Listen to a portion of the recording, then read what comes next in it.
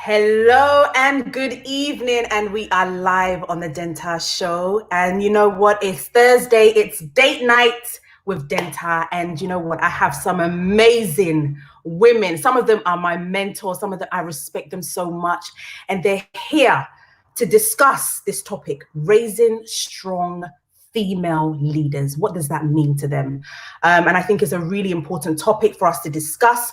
But I want to go to last week, fixing the divide. That was a very important topic that we discussed last week. We had the NAACP, we had Rabbi, we had Spirit from the US, we had Herman Chinnery Hesse, we had Lydia Forson, and talk about this, Black Lives Matters and everything that's happening in this world, and how Black people and Africans, and African Americans can come together and work together for the good. I just want to say a big thank you to Tap Tap Send for sponsoring this particular show. If you haven't downloaded their app, make sure that you download it. And promo code, if you enter the promo code DENTA, guess what? You get £5 to send to a loved one. And I must say a big thank you to Vesta London Beauty for this beautiful lip gloss. If you haven't got yours, make sure you go online and grab one, because it is truly amazing. It's a new brand and she's very excited about it, and I'm very excited about it. So make sure that you go online to Vesta London Beauty and get your lip gloss. So good evening to everybody who's watching. Let me know that you are here. Say hi. Let me know that you are watching us live. So like I said, we have an amazing group of ladies who I respect so much, and they're all backstage thinking, who am I going to introduce first? Who am I going to introduce first? Who's going on first? Who's going on first? My mentor Marcy is like, Denta, you better leave me to last. And then my business partner Roberta Annan is like, Denta, don't even try it. And then I have my sister, another person that she just inspires me, another mentor of mine, Anita. She doesn't know this, but she'll find out later when I introduce her, that I started live TV programming because of her when she was doing Mentor on TV3. And I watched her live and I was like, I can do this. And then when I did it, I was like, no, I can't do this. Hey, pressure, live programs, it is not easy. But I was so inspired by her, and she was just, and I couldn't even speak to her. Moments that I met her, and I remember when she was even in Teagle as one of the, I can't remember her role then, but I was even scared to talk to her. I didn't have the courage. So how do we grow strong female leadership? How do we make sure that our young ladies have the confidence, they walk with their head high when they see somebody that inspires them? They're able to go up to them and say, hello, hi, my name is XYZ. So I'm really excited about this conversation. I also have my sister Renee Q Boating, my sister from the UK who decided to move and say, enough is enough. I've had enough of the UK. I'm going back. And then obviously, Roberta Annan with her capital investment, and Cynthia Kwerku, a mother of 6. I always say, I'm a mother of 4. Forget it. There's a mother with a mother of 6 children. How is she managing to be a strong woman in leadership role and doing what she does? This is very exciting. So make sure that if you are watching, so you've got somebody's watching from Maryland. Where are you watching from? We've got Atlanta. Please tell me your location, where you are. We want to hear from you. Make sure that you get your questions ready as well for the panelists. So I think I'm going to start with Anita. Anita, because like I said, I used to watch her on Mentor on TV3. When she was hosting Mentor. So Mentor is like our X Factor in Ghana then. And I watched her live, and I watched her and I was like, oh my goodness, I want to do this. I want to do live. At that time, I was a TV presenter in the UK, but I'd never done live. It was always pre-recorded. And I just said, I can do this. And then after she had left Mentor, they took me as the presenter for Mentor 4. And she's a wonderful person. When I say somebody is humble, And when I say somebody supports women, like she's somebody that you can say is so supportive. She's been our Goober Awards host for many years and she's not going anywhere until she tells me she's going. Even if she tells me she's going, she's not going anywhere. We're keeping her for life. That is it. That's our host. So please, guys, welcome the beautiful Anita Erskine. Yay! Why? Why? Huh? Why make me so shy? And please don't be shy. Listen, you are such an extraordinary person. And it's not just, I'm not saying this on the platform, but you inspire me so much.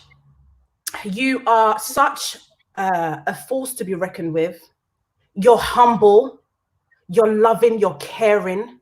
And when you decide to do something and when you decide to support someone, you do it 125%. Like you're someone that, you know, even when I post something about whatever, Anita will just pick it up and post. You know, sometimes you have to DM somebody, oh, please, can you post for me? You know, but I wake up and Anita's already posted it.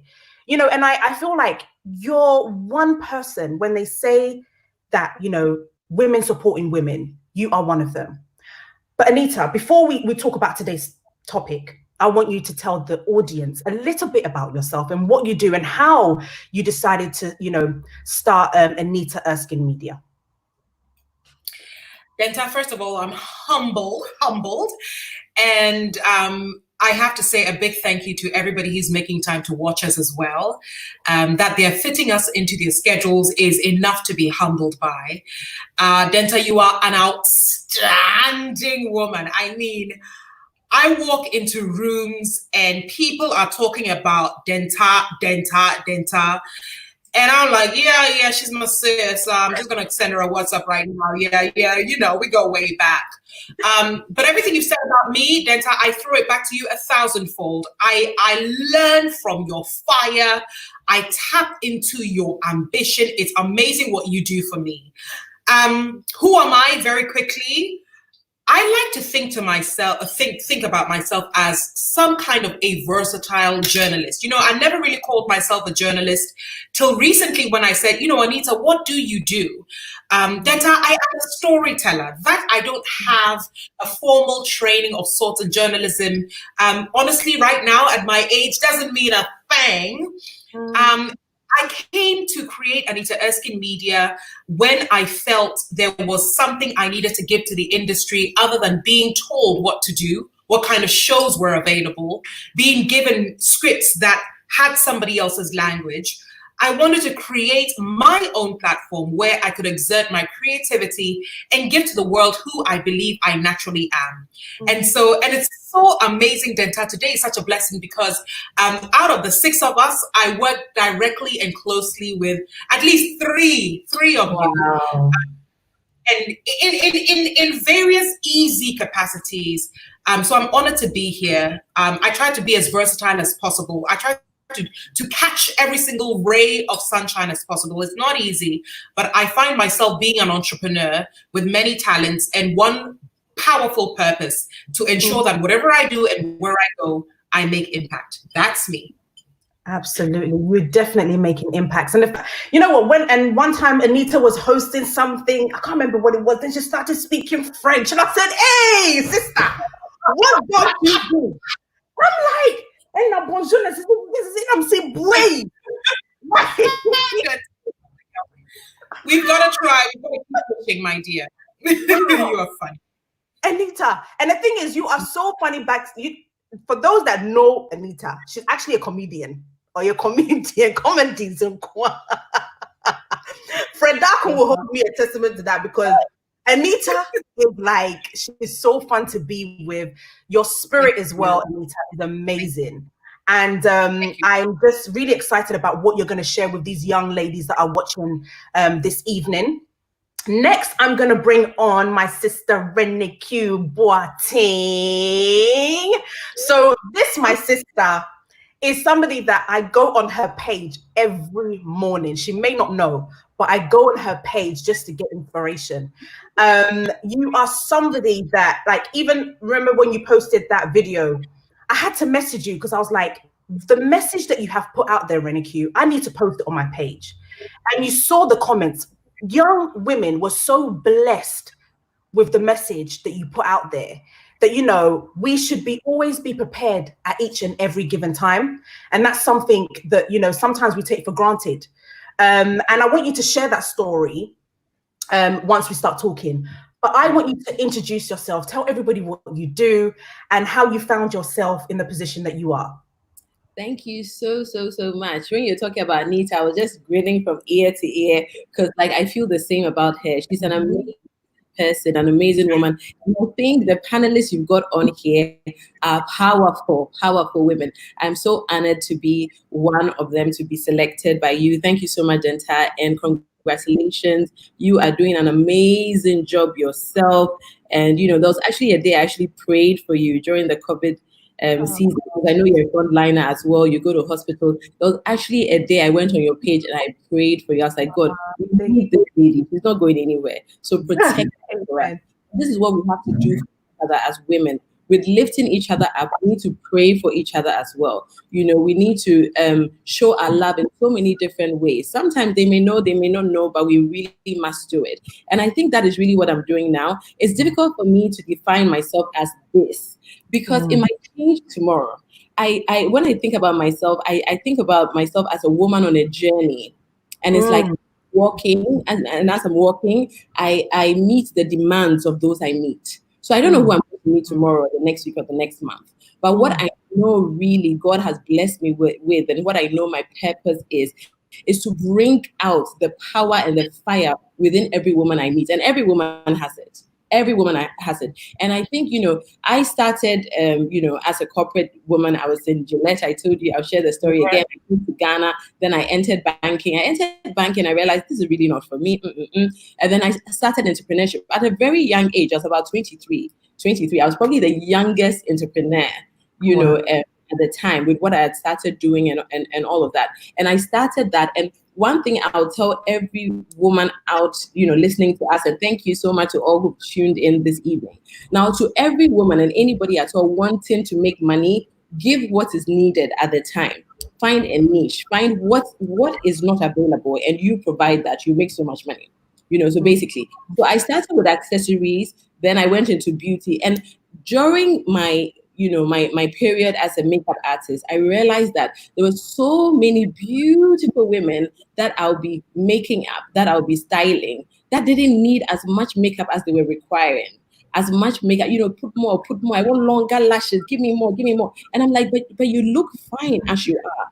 And I realized in conversations with the ladies who used to come to my boutique and all of that, I realized that generally, a lot of women generally are very insecure. And a lot of time is because of how they were brought up. So this is a fantastic topic. We need to start talking about it now. We are raising the future leaders. Yes. So we really need to start working on this now. How are we bringing our daughters up? What are we instilling in their minds? Because it will follow them forever. 10, 20 years after, 30 years after, they think they're ugly. There's some women who don't even look in a mirror. You know, so I think I found myself coaching. So I had my boutique and all of that. Ladies will come in, and I realized they weren't coming to buy. They were coming to look for Renique. So when they come, it's really they know that they'll go away. But everything I'm selling is there. So why do you want to see me? Like, you know, informally for many years, older women will come and share their stories with me. I think I'm also one that people find easy to, let's say I have that shoulder you can cry on, basically. People can share their stories with me, and for some reason I'm always able to uplift them. You know, so that's what was happening. And I had so many ladies almost every day coming to me with one thing or the other. And I found that really what we need to develop is who you are, your personal brand, your confidence. Your confidence is your brand. And that is important. There's so many women doing so well, and we don't even know because they are not telling us what they're doing. They are not showing us what they're doing. And because we don't know, we can't even support them. We can't even patronize their products or their services.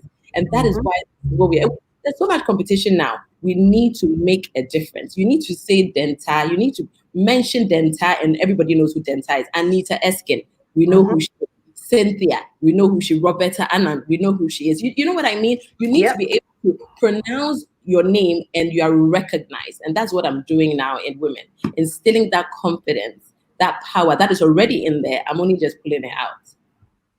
Beautiful. Absolutely beautiful. You are just amazing. You're like, Charlie, people are feeling the inspiration already through the comments. I'm just like, they're like, preach, preach, preach. Next, I'm going to bring on my second mentor, somebody that I love so much.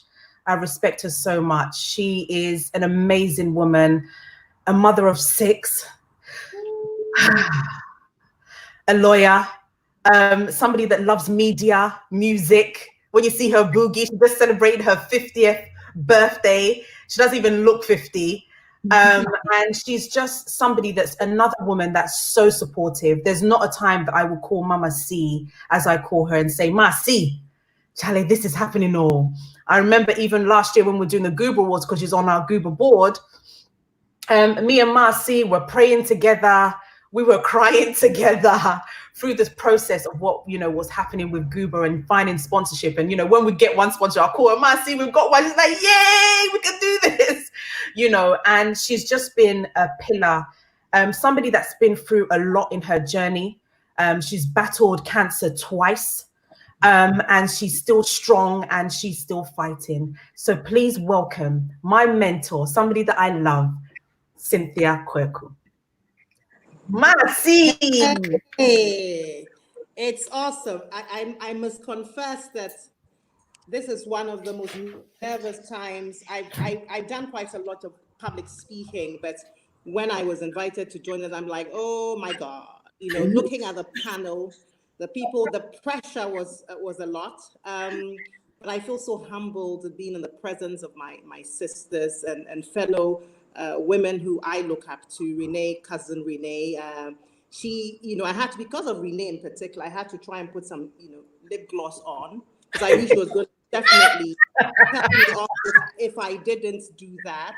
Anita, love you dearly. Roberta, joining us, love you all dearly. I mean, Denta, you're my mentor.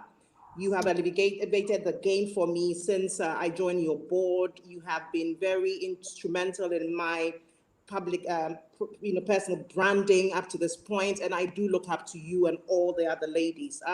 Who's Cynthia Kwaku? I was actually mulling over this question when Anita and Renee were speaking.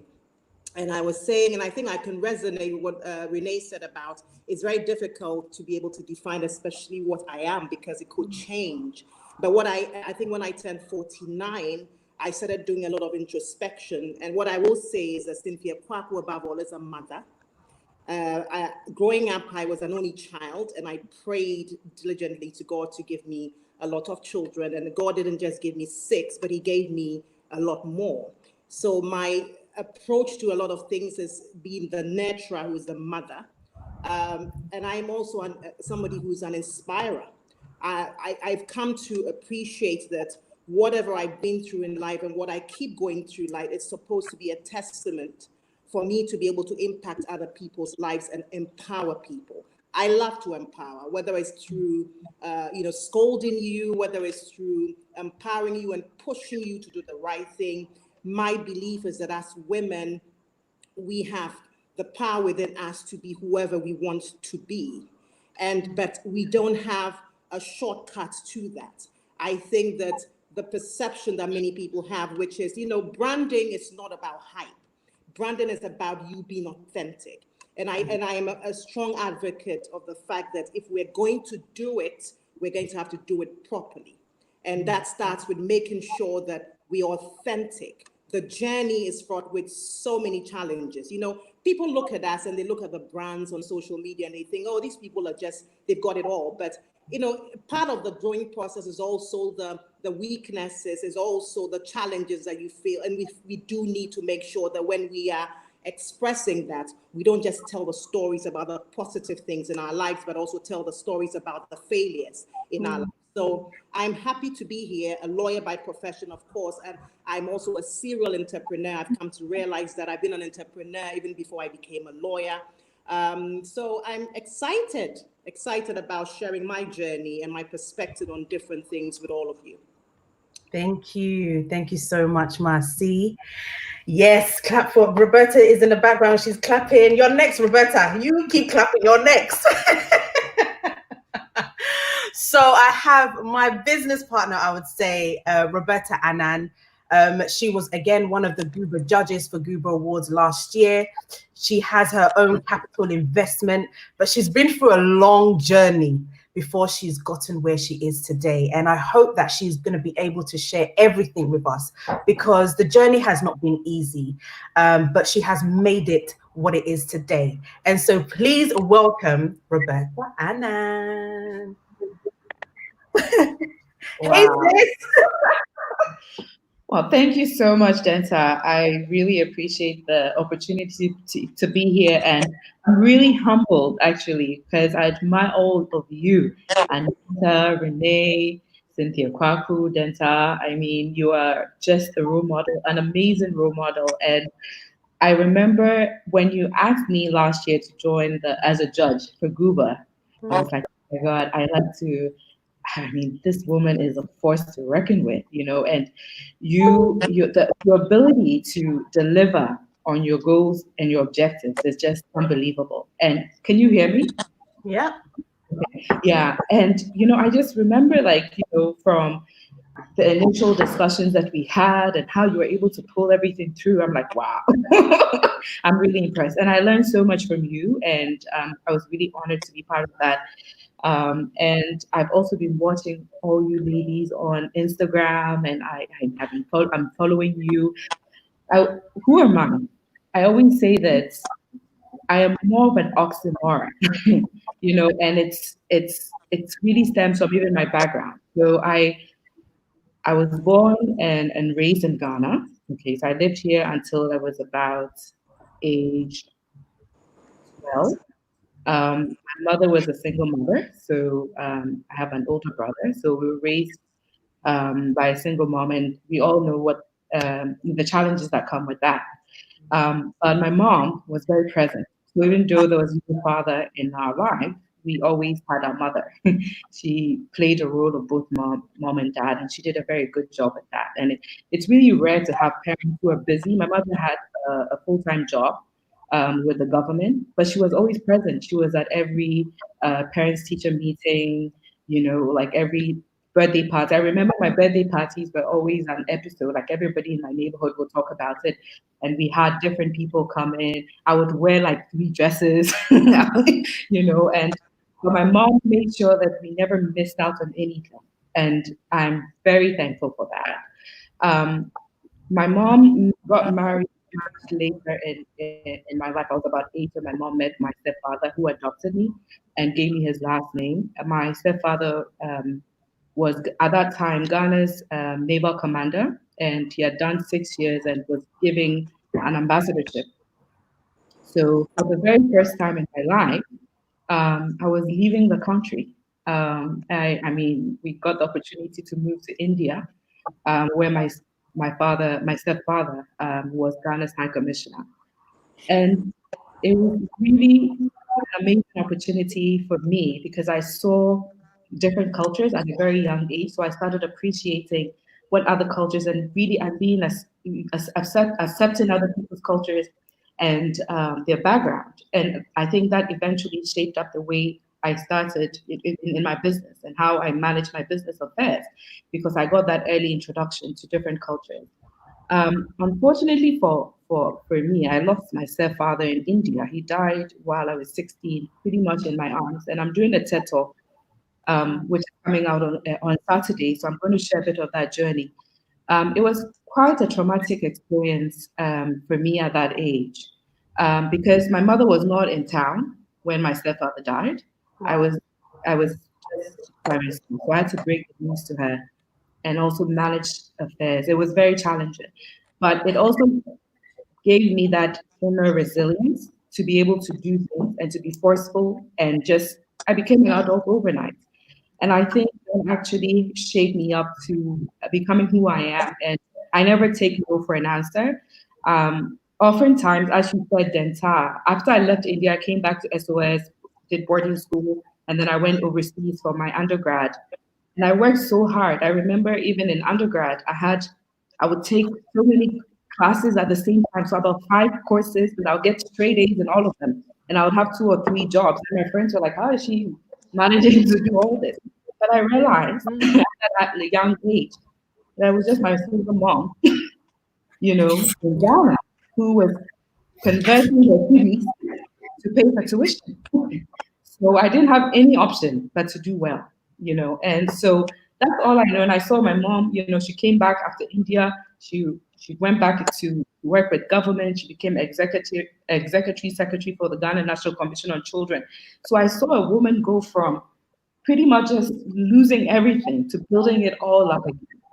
And that was an amazing thing to witness at that younger age. And I came back to Ghana and I knew I started, Miss Universe. I had challenges. Oh my God. It was so challenging. Anita is laughing. We can talk about that a bit later.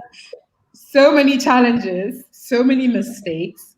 And I am, it's been a humbling experience for me, to realize that in life, it's really like all of you ladies have said, it's about the journey, and it's about it's what you learn on the journey.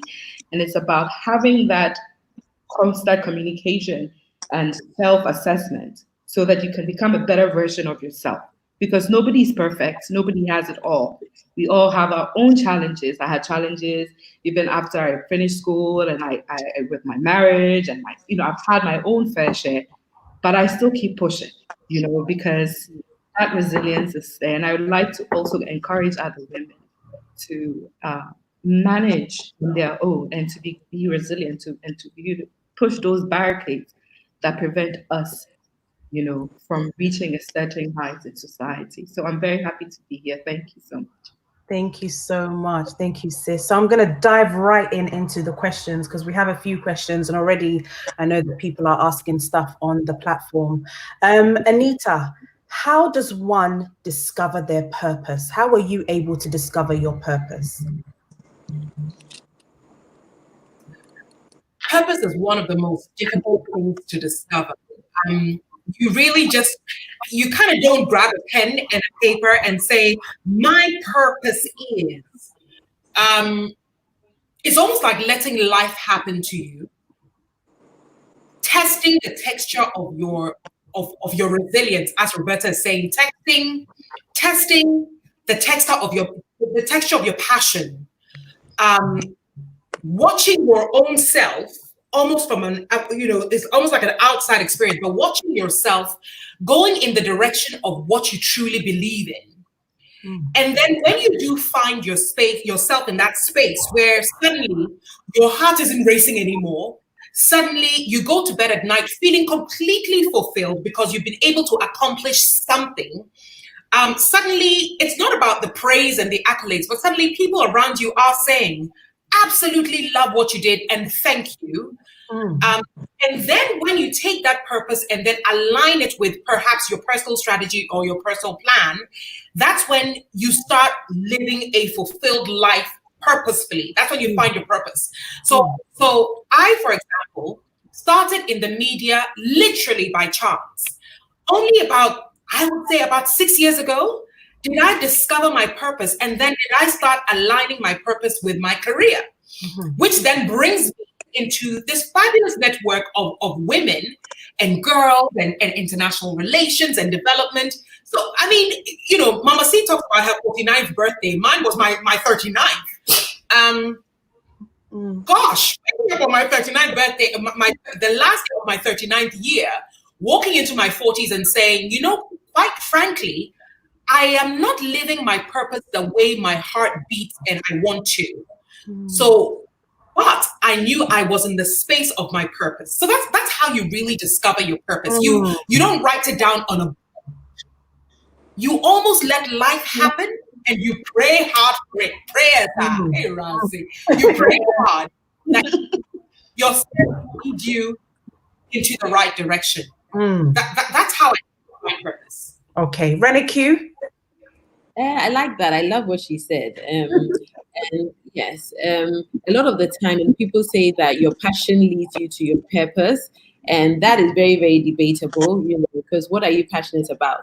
That might not be really what, but your passion can lead you to your purpose. What you're doing, things that you love, you find that, you do it without any effort. It comes naturally to you. So you think that you're doing it because you love it so much. You think you're doing it because, it's no big deal sort of thing. But you keep doing it and doing it. And, Cynthia said at her 49th, Anita said at her 39th. So in life, I think we should not be pressured to find our purpose today. So if you do not know what your purpose is now, don't be too worried about it. When people are speaking about, oh, my purpose is this, and I don't know what my purpose is. When will I find my purpose? And you're thinking, when will I find my purpose? My purpose. And you're just worried. You can one day suddenly walk into your purpose. And it's almost like an aha moment. It's almost like, like, oh gosh, this is actually what I should be doing. And one thing that I would like to say is that, like how I said about the journey and how it, as you're walking, it keeps changing. I want to say now that sometimes you can have purposes and not just a purpose.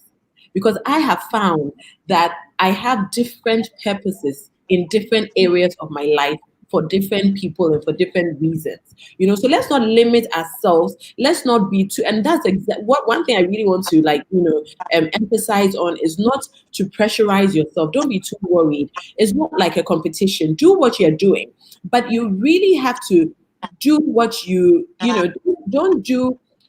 don't do what you're doing to please other people. Don't do what you're doing because other people do what I love it when Anita said, your heart has to beat for what you're doing. You have to love what you're doing. And it doesn't matter if you're leaving something huge to do something else. That truly might be what your purpose is. Your purpose is like, it's almost like, I don't know, you find it and you just know it.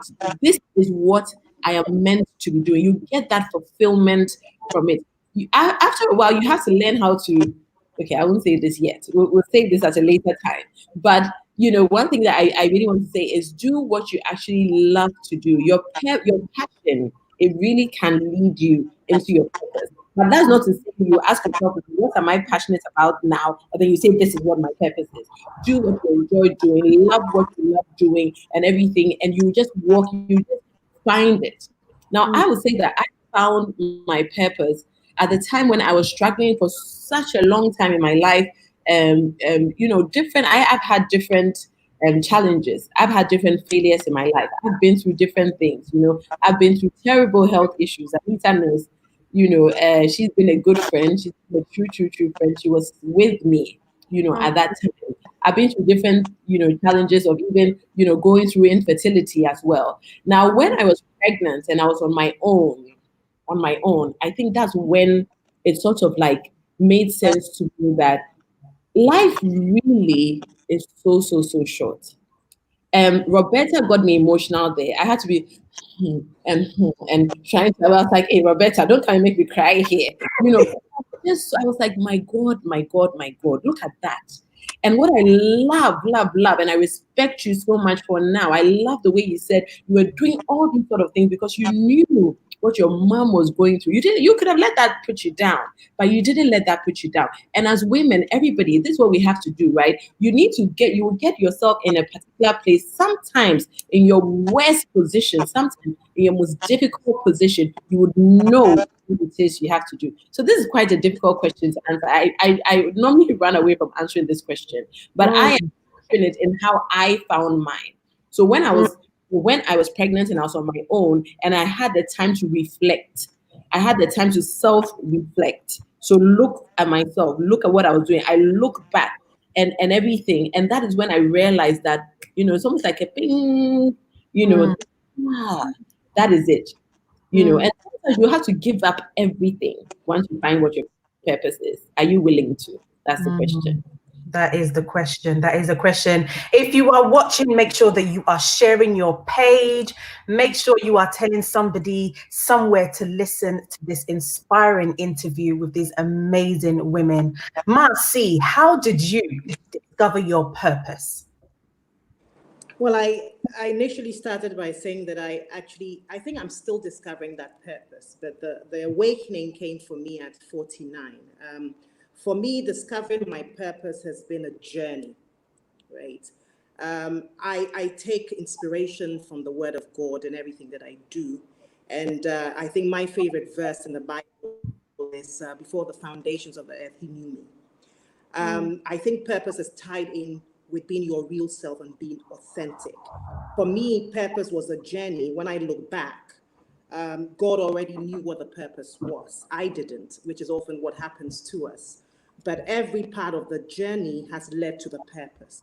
All the struggles that I had to go through, there was a reason why I was going through them. And what I do find is that he will help shape the character that can carry that purpose. So it's okay to sit down with a pen and paper and say, my purpose is to inspire people.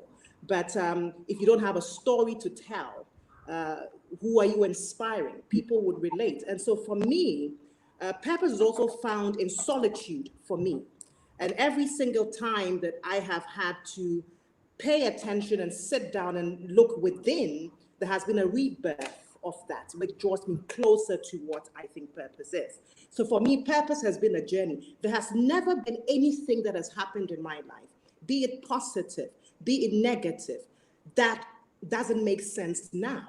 It didn't make sense then, okay? But the more I grow, I realize that, you know, all the things that happened to me, God was trying, because, you know, purpose is such an amazing and great thing. It's such a, I don't think people realize how big purpose is, you know, because in his plan, if he wants you to inspire people, he wants you to be able to touch people all over the world. And to be able to do that, you need to go on a journey. You have to have failed. You have to have succeeded. You'd have to have been betrayed. You'd have to have, you know, lived in all the things that you need that would equip your character. So when you speak, you're speaking from a place of having gone on that journey. I started to realize my purpose was to inspire and to empower, because every single time, like Renee said, people will often come to me. And I think it was also that nurture, you know, I was a nurturer, I have 6 children. People just found it very easy talking to me. But I'm one of these people who likes to focus on the positive as much as possible. You know, despite whatever you're going through, my faith says that this is temporary. And the more I shared that with my own experiences, the more people would come to me and say, oh my goodness, I was inspired by the story. And also being real. You know, oftentimes as leaders, we don't want to be real. You know, we only want to celebrate or highlight the positive, the good things, what is done. But the story about you failing, you know, one business before that, the story about all of that is part of the journey. And if you're able to embrace wherever you are now in life and realize that that is part of the journey. You know, you might want to be a broadcaster, but, you know, you're still preparing tea in a production house. Question is, what are you learning?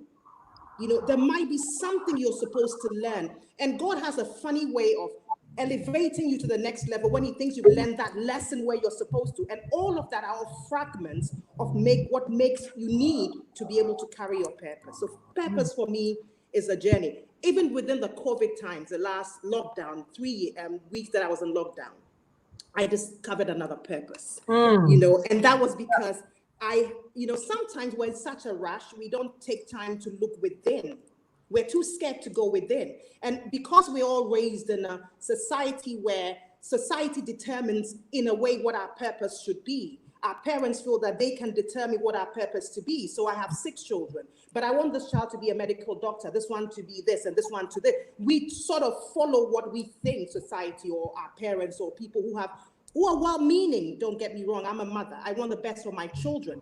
But living a purposeful life means going deeper within you and asking yourself, what is real? What do I want to do? So for me, purpose is a journey, as Renee, I think, and the others have said. And I'm still discovering that. And I'm sure that once I move to the next level, God will add a few more things to it. So it's definitely a journey.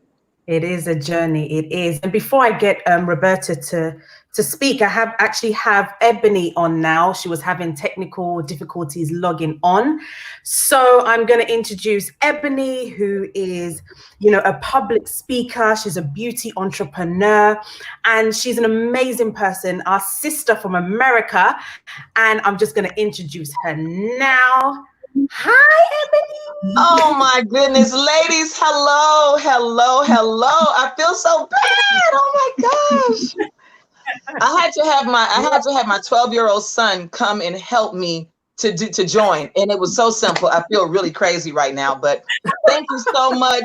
Thank you so much, Denta, for having me. And I was able to listen in on my eyes are so bad. I'm trying to read on the last young lady that was speaking about purpose. And I'm really ready to dive in. I don't know what the order is, but I know you said someone else was speaking next. So I'm just thankful to be here.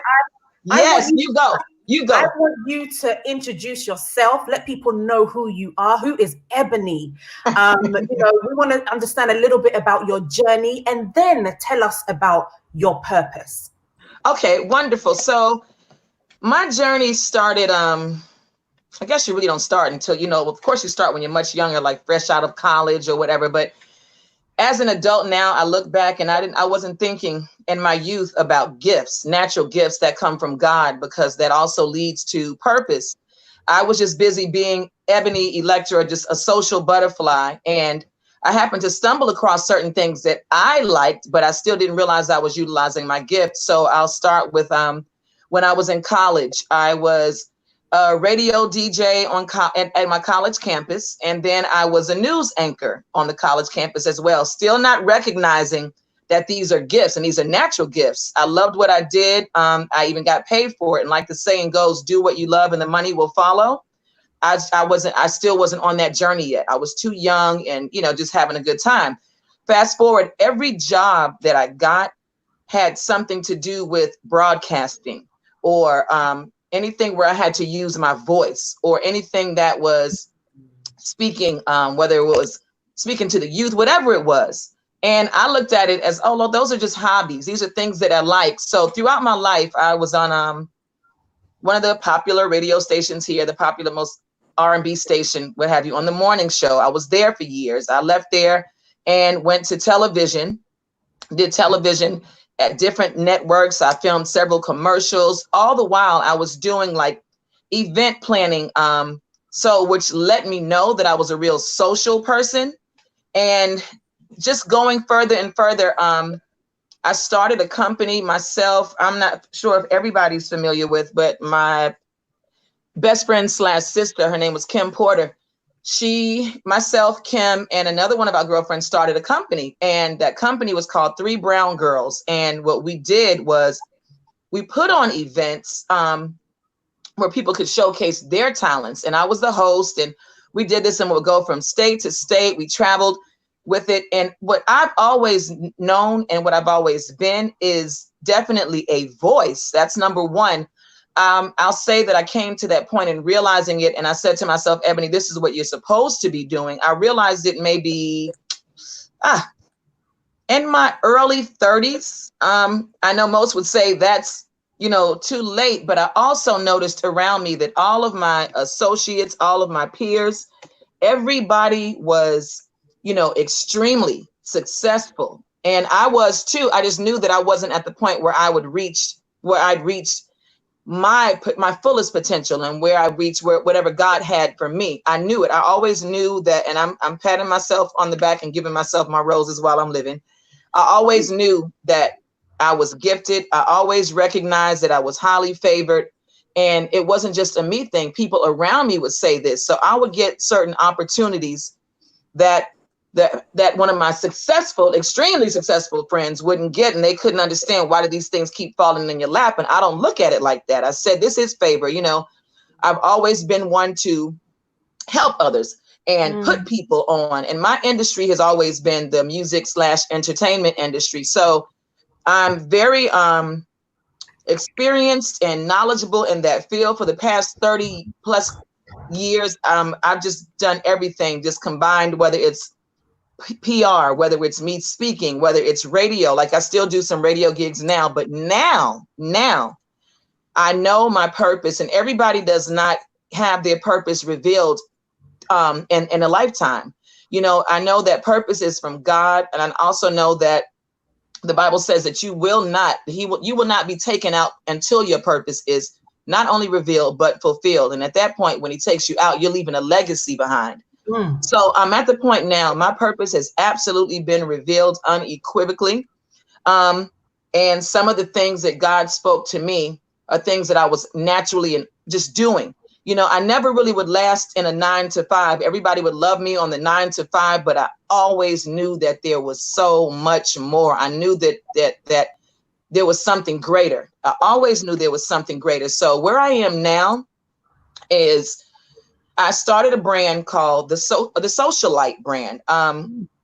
People, yes, they consider me a socialite, but I'm a socialite, Light, because I know that, and I know this from everybody else, and this is not me speaking for myself now.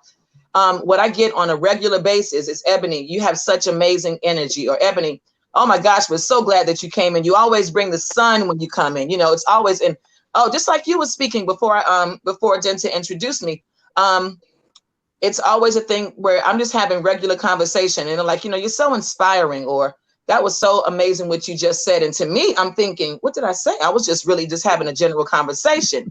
So what I did with the Socialite brand, I noticed that if I ever tell someone about a place, a person, a thing, whatever it is, they're quick to do it or want to know more about it or purchase it. So the Socialite brand is a platform that I've created for myself, where I literally expose people to everything from travel. I expose them to self-care. I expose them to beauty. I expose them to motivation and inspiration. And this is all things, you could say it's a lifestyle brand, but it has grown tremendously.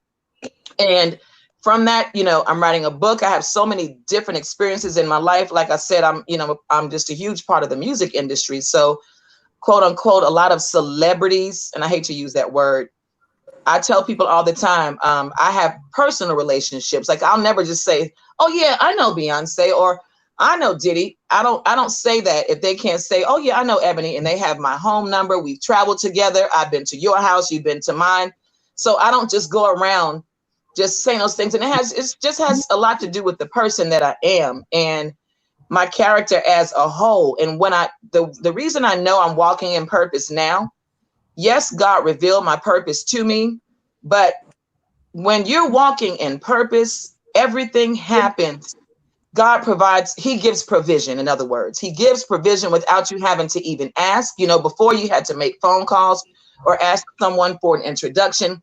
None of those things take place now. Now all I receive is so much wisdom, and I use that wisdom and I apply it. And the brand is building itself in a tremendous way. And I have no one to thank for that except God. So yes, am I still tied to the music industry or the entertainment industry? Of course, I can't shake that if I tried. But now I'm living for a bigger purpose. And I just want to expose everybody. And first and foremost, ladies, I said I expose them to travel, because everybody in the States, all they think about is somewhere like just going to Jamaica or to Mexico. And I say there's so much more to life than just those few places. I am here to shed light on every part of the continent of Africa because I love it so much. And when I tell you so much, I was telling Denta that I visit there at least 3 times a year because I love it. And when I'm gone, I miss it. And in the beginning, it wasn't always about business. It was just a feeling, and it was a connection and what I felt when I would visit each time that I would visit. But now I'm turning that into business, and I'm just looking forward to years on the continent and just meeting new people and just growing, because that's what life is all about, and just helping and each one teach one. So, absolutely. Hi, ladies. Hi, Ebony. Thank you so much again for coming on. And I'll go to you, Roberta, before I put on my next question. What has been your purpose, and how did you find it? Yeah, I think just as the other ladies explained, I'm having a bit of issues with this computer, so if it goes off, I'll log in on my phone. But I believe I realized quite recently what my purpose is. I mean, it's really understanding that the vision is like the vision is bigger than you as an individual.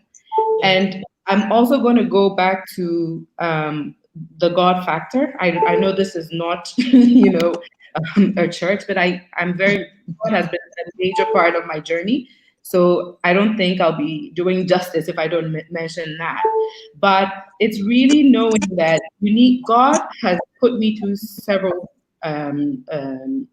trials and tribulations, which have eventually kind of brought me to a point where I really know what I'm meant to be doing here on earth. So my background is in science. So in school, I studied as a biochemist and a biotechnologist. And I was a very good one. I graduated with highest honors both in undergrad and grad school. But I did not do anything in the science field. And so I know that that was not my purpose. I was doing that because I come from a family of scientists. So the expectation was that I would go and do medicine or go and do be a pharmacist or work in big pharma. But in 2008, when I graduated from Georgetown University with my master's in biotech, it was 2008 where we had the financial crisis in the US. So I'm not sure if you are aware of this, but many of the students in the US, I was a foreign student. So that meant that I had to get something called OPT, which is like you have to get an internship and some paperwork to be able to get a job in the US. They had canceled all of that because they were laying off even the Americans themselves. So they did not want to invest in foreign students getting, so basically, it was very difficult to get any position within any company. So I ended up working in development and I got an internship at the United Nations. I walked in, I networked my way into getting an internship. Wow. And I realized that my skill set was not to be in a lab or to be in a hospital. I'm a great networker. I am great at building relationships with people and brokering very high level relationships. So I went to the United Nations. The first assignment I was placed on, I was working with Ted Turner's girlfriend at that time. I walked into a room and she was the first person who became my friend. And then she asked me to put together a tour for her to go to African countries to donate, like a charitable, like to help her with her foundation and a trip that would allow her to visit charities and orphanages in Africa. And I did not charge her for this. The first thing that came to mind was, oh my God, I'm actually honored that you're asking me to do this. I'm from Africa, I'm from Ghana. I'm very excited to, support, to kind of give you a different version of, the Africa that you know here or you're working on CNN. So I did that trip. And they called me into Atlanta, organized a beautiful dinner for me. And that was opening doors, introductions to other high-level, influential people, foundations. And that really shaped up my career. And so I realized that when I was at the UN, I was just always wondering, why am I here? I'm a scientist. What am I doing here? I don't even understand why I'm meeting all these important people, why people of influence trust me and they want me to, they bring me into their circles and then I'm like, why am I here? There has to be a purpose. There has to be a reason why I'm here. It's not just, and I remember even when I left the UN and I started my company, a few influential people called on me to organize trips for them. I started doing strategic, positioning for ultra high net worth individuals in Africa. And people were just giving me so I was wondering, why am I and then now I'm working on a fund and I had to go back to the same people that I brokered those relationships with to give me money. So and I realized that even when I deviated a bit, I did stuff with Miss Universe, VistaJet, nothing worked. I always nothing was working. So I was like, oh, people don't like me, maybe it's just this. But then I realized, girl, you're not doing what God wants you to do. This is not your purpose. And I had to sit down and be obedient to really understand that my calling is bigger than myself. It's not about my ego. It's not, it's bigger than me. It's actually about serving other people and offering them opportunities. So it was servitude. And I had to be obedient, and I had to understand why, I was actually put in that position. And so I'm still learning. And I would like to say something. Even last year was one of the toughest years for me, because I launched 2 years ago, politically launched a fund. And I had to learn so much about myself and about how to do things with structure and strategy, how to announce, I learned so much about me. And I remember in October, and I remember that we spoke about this, Cynthia, my mother was very ill. So we went overseas to seek medical attention. And I had the entire world was crashing because my mother was sick. Things weren't going well with the fund. And there was just so much, is this fund real? Is she real? There was just so much going on in my life. And I'm like, God, okay, you gave me this opportunity. And we all know that this is happening. You need to just take control. So I got to a point where I just let go completely. Yeah. And I just trusted God. And today I can confidently say that I have a fund. I have a good team. When people walked out, even people that I trusted, that I was even, hoping would work with me on this, they all walked out for me. And then God himself brought the right people that are experts, who just said, Roberta, I'm going to work with you for free until this thing launches. And that's when you're walking in purpose. Absolutely. That's great. The next thing I want to talk about is leadership. Renee Q, when we say you're a great leader, or what does it mean to be a leader? Oh wow, there's so many definitions to that. I would say a great leader is one who has positive impact on the people around them. I mean, we all have sometimes even in our culture, when we mention leader, a lot of leaders are not liked, because of how they lead. Basically, they just feel like, oh, I'm in power, so it's all about almost. There's this word I wanted to say, just excuse me. When it comes out, I'll say it again. But I think a great leader is one who has positive impact and influence on the people around. One who can gather people and lead them and guide them on a particular path, on a particular, purpose. And basically, so yeah. Okay. Anita, what does leadership mean? Leadership means service. It means service. You cannot lead if you're not humble enough to go down to the ground, to get your fingernails broken, to bruise your knees a little bit, to lose a few strands of your weave.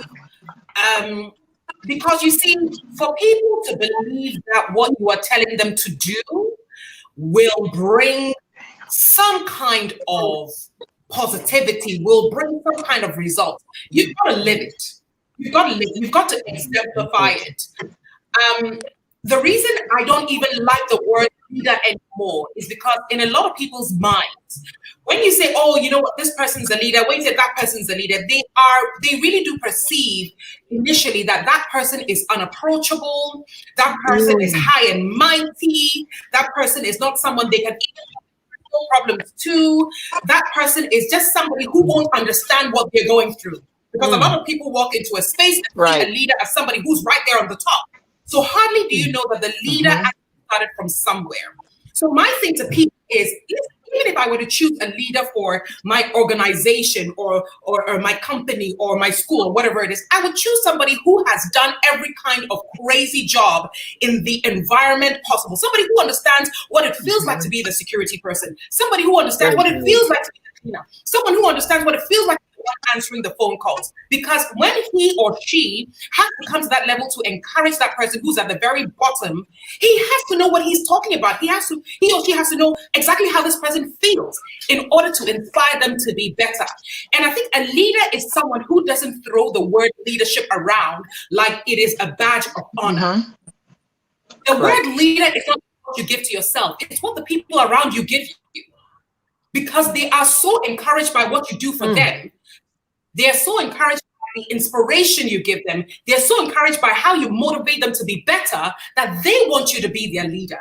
Because when they follow you, they are better forms of themselves. So for me, that's what a leader is. I mean, in this industry, I've done everything. And I love what my sister said about, starting from nowhere and doing this and doing that. What haven't I done? To the point where I remember vividly at my job at a radio station in Toronto. I mean, I loved it, but I was at the bottom of the bottom of the bottom. Receptionist, cleaner, fetch me lunch, whatever. And I loved doing it because for me, it was part of a journey. But today, now that I lead a group of people in my company, I understand what the receptionist feels like when she says, "Oh, Auntie Anita, I just want to be like you." And when I tell her that don't just want to be like me, keep pushing, she believes it because she understands and she knows what my background is as far as paying dues is concerned. So I think a leader is somebody who doesn't call herself a leader. He shows that no matter who you are, no matter where you are, even if I haven't done your job before, I understand what it is to dream and aspire, and I'm going to lead you to that place where your raw ambition becomes a tangible and powerful reality so that you can then pay it forward for someone else. Wow. Amazing. What do you have to add to that?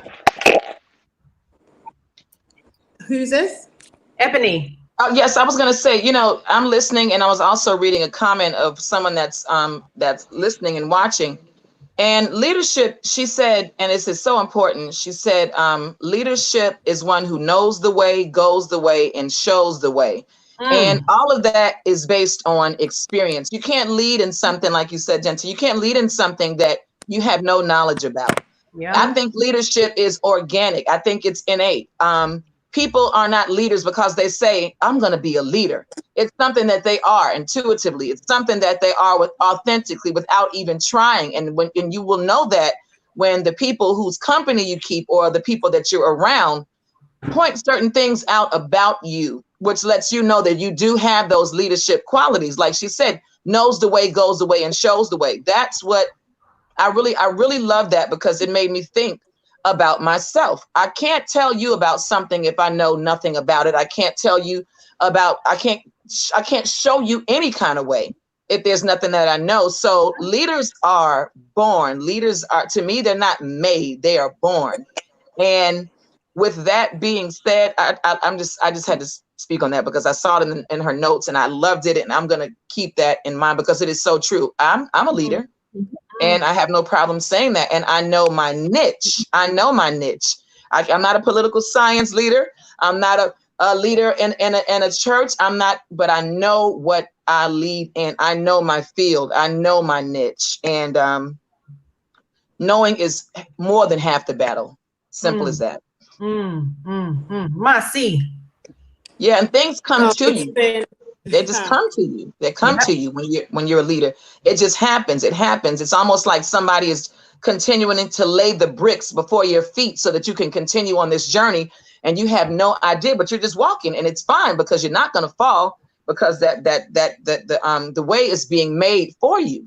And like I said, it just happens organically. Absolutely. Cynthia, do you have anything to add to that? Yes, I mean, for me, leadership, it's a nurturer. Mm-hmm. When I think about leadership, I think of somebody who nurtures. As a leader in my home.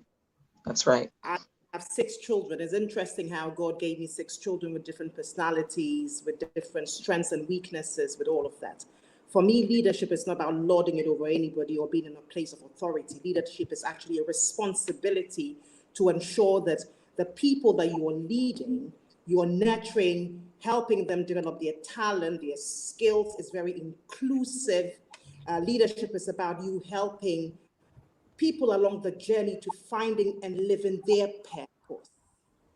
In these sites, in Africa in particular, most of us have used that when you're a leader, it means I'm giving you instructions on what to do. My style of leadership has never been about that. What I'm actually very good at doing is identifying people to fit roles and being able to empower them, push them to be able to bring their skills and talent on board to allow us to, so for me, leadership is about being a nurturer. And, leadership, you can't be a leader if you are intimidated by your subordinates, and I use those words loosely, right? And many people assume that if you're a leader, it means that I make the decisions. A leader does not make the decisions. A leader is able to encourage people to come together and empower them and embolden them, and that's the easiest way to be a leader. I personally think that, this whole style of leadership, and no, that's not a leader. A leader is a nurturer. A leader is a nurturer who helps people find their value, who helps people find their purpose and walk in that. Freak. So I as a mother, we're all mothers, and as mothers, we're leaders in our home, with our partners, of course, if we have one. But if you think about it, when you're leading your home, there are times when you have to apply, be very strict on your children because they do certain things that they're not supposed to be doing. There's sometimes when you have to show love to those children and hold their hands, even as they grow. I find that my leadership role within my family has changed. As my kids are younger, I have to do more for my children, but at some point I need to let them go out and make some mistakes, but on their side, turning around, knowing very well that if you do make those mistakes, I'm there to hold your hand back to it. That's leadership. It's embracing people and their strengths and their weaknesses. I'm one of those people who doesn't believe that. I believe in potential. Everyone has got a potential. The key thing is helping them find what that is. So you might bring somebody on board working with you in a role of maybe an administrative assistant. Then you find out along the way that they might have applied for this job, but they're actually better as a PR person, because as with time, if you include them in what you're doing, you tend to find what their skill is, what their talent is, and you as a leader, you're supposed to empower them, embolden them, guide them to be able to achieve that for the benefit of the organization that you're leading or for whatever community you're leading. So for me, that's leadership. Absolutely. Renike, did you want to add something? Add on the word that I just forgot was autocratic. So a leader shouldn't be. But one thing that we should know is a leader doesn't know it all, and a lot of people a lot of the time get it wrong, thinking that a leader, just because you are leading, you know it all. You are leading me and everything. A leader, a great leader, is even one who can ask for help when they need help, and that is so important. That is really important. That humility factor is what will even get you to lead. So I really like what has been said so far. Really good, amazing. So how do we grow confident young women? Anita, I mean, you have a daughter. What are you instilling in your daughter right now to become a confident young lady? It's so funny. She's sitting right next to me. Teaching her to understand the value of unique beauty, first of all. Because when you are uniquely beautiful, when you accept who you are, when you look into the mirror and do accept how you have been graciously and beautifully made by the good Lord, you walk into any room with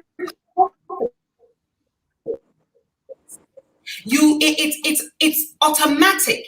When you are in touch with who you are, when you are in touch with your authentic culture, your authentic self, how you speak, how you look, what you like, what you don't like, when you are bold about it, you are truly able to walk into any room and dominate, because then you can't be pushed over.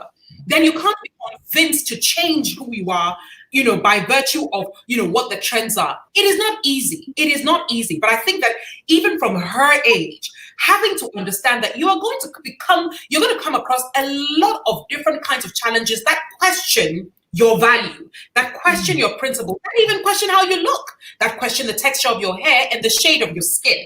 But once you start understanding from a young age and you literally work on it like a mantra, that this is who I am, I'm created this way for a special reason, I am God's gift to the world, I have so much to give the world. You grow up being that kind of woman who is convinced that regardless of whatever situation, physical, mental, emotional, psychological, financial, that you find yourself in that particular moment, you know that it's just a phase, but you are made for greatness. So your eyes are always fixated on the prize. And I think that's what Yeah, I love what you said. I don't have a daughter yet. I'll be having one very soon. We'll all be invited.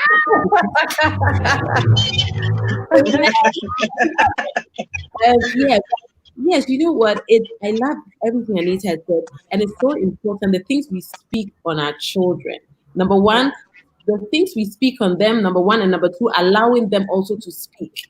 Now I'm looking at how I was brought up as a child, and I'm looking at how we were brought up in that generation. We were not even allowed to speak. You went, shut up. You know, your dad has spoken, your mom has spoken. Right. So you're not even allowed to voice. So your parents didn't even get to know who you truly were to even correct or to applaud you, you know. And now I think now it's really, really important that we allow our children to speak. So we hear what they have to say to even know if it's wrong and then to correct it.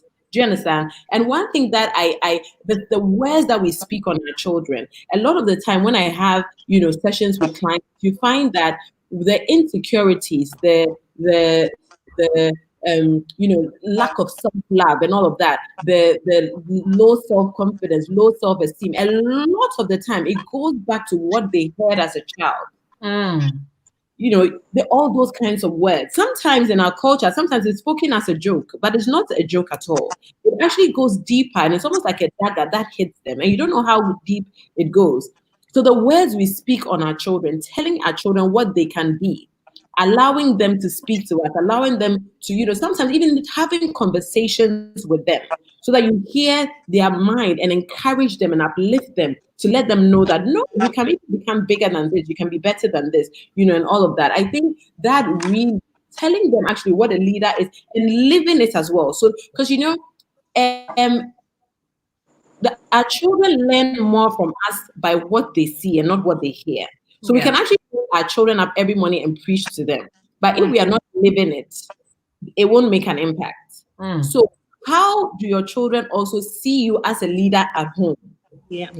That's also what will make an impact to her. Because she'll remember, oh, my mom always used to do this. Even when the house help was doing this, my mom would be by the house help and say, no, you do it this way.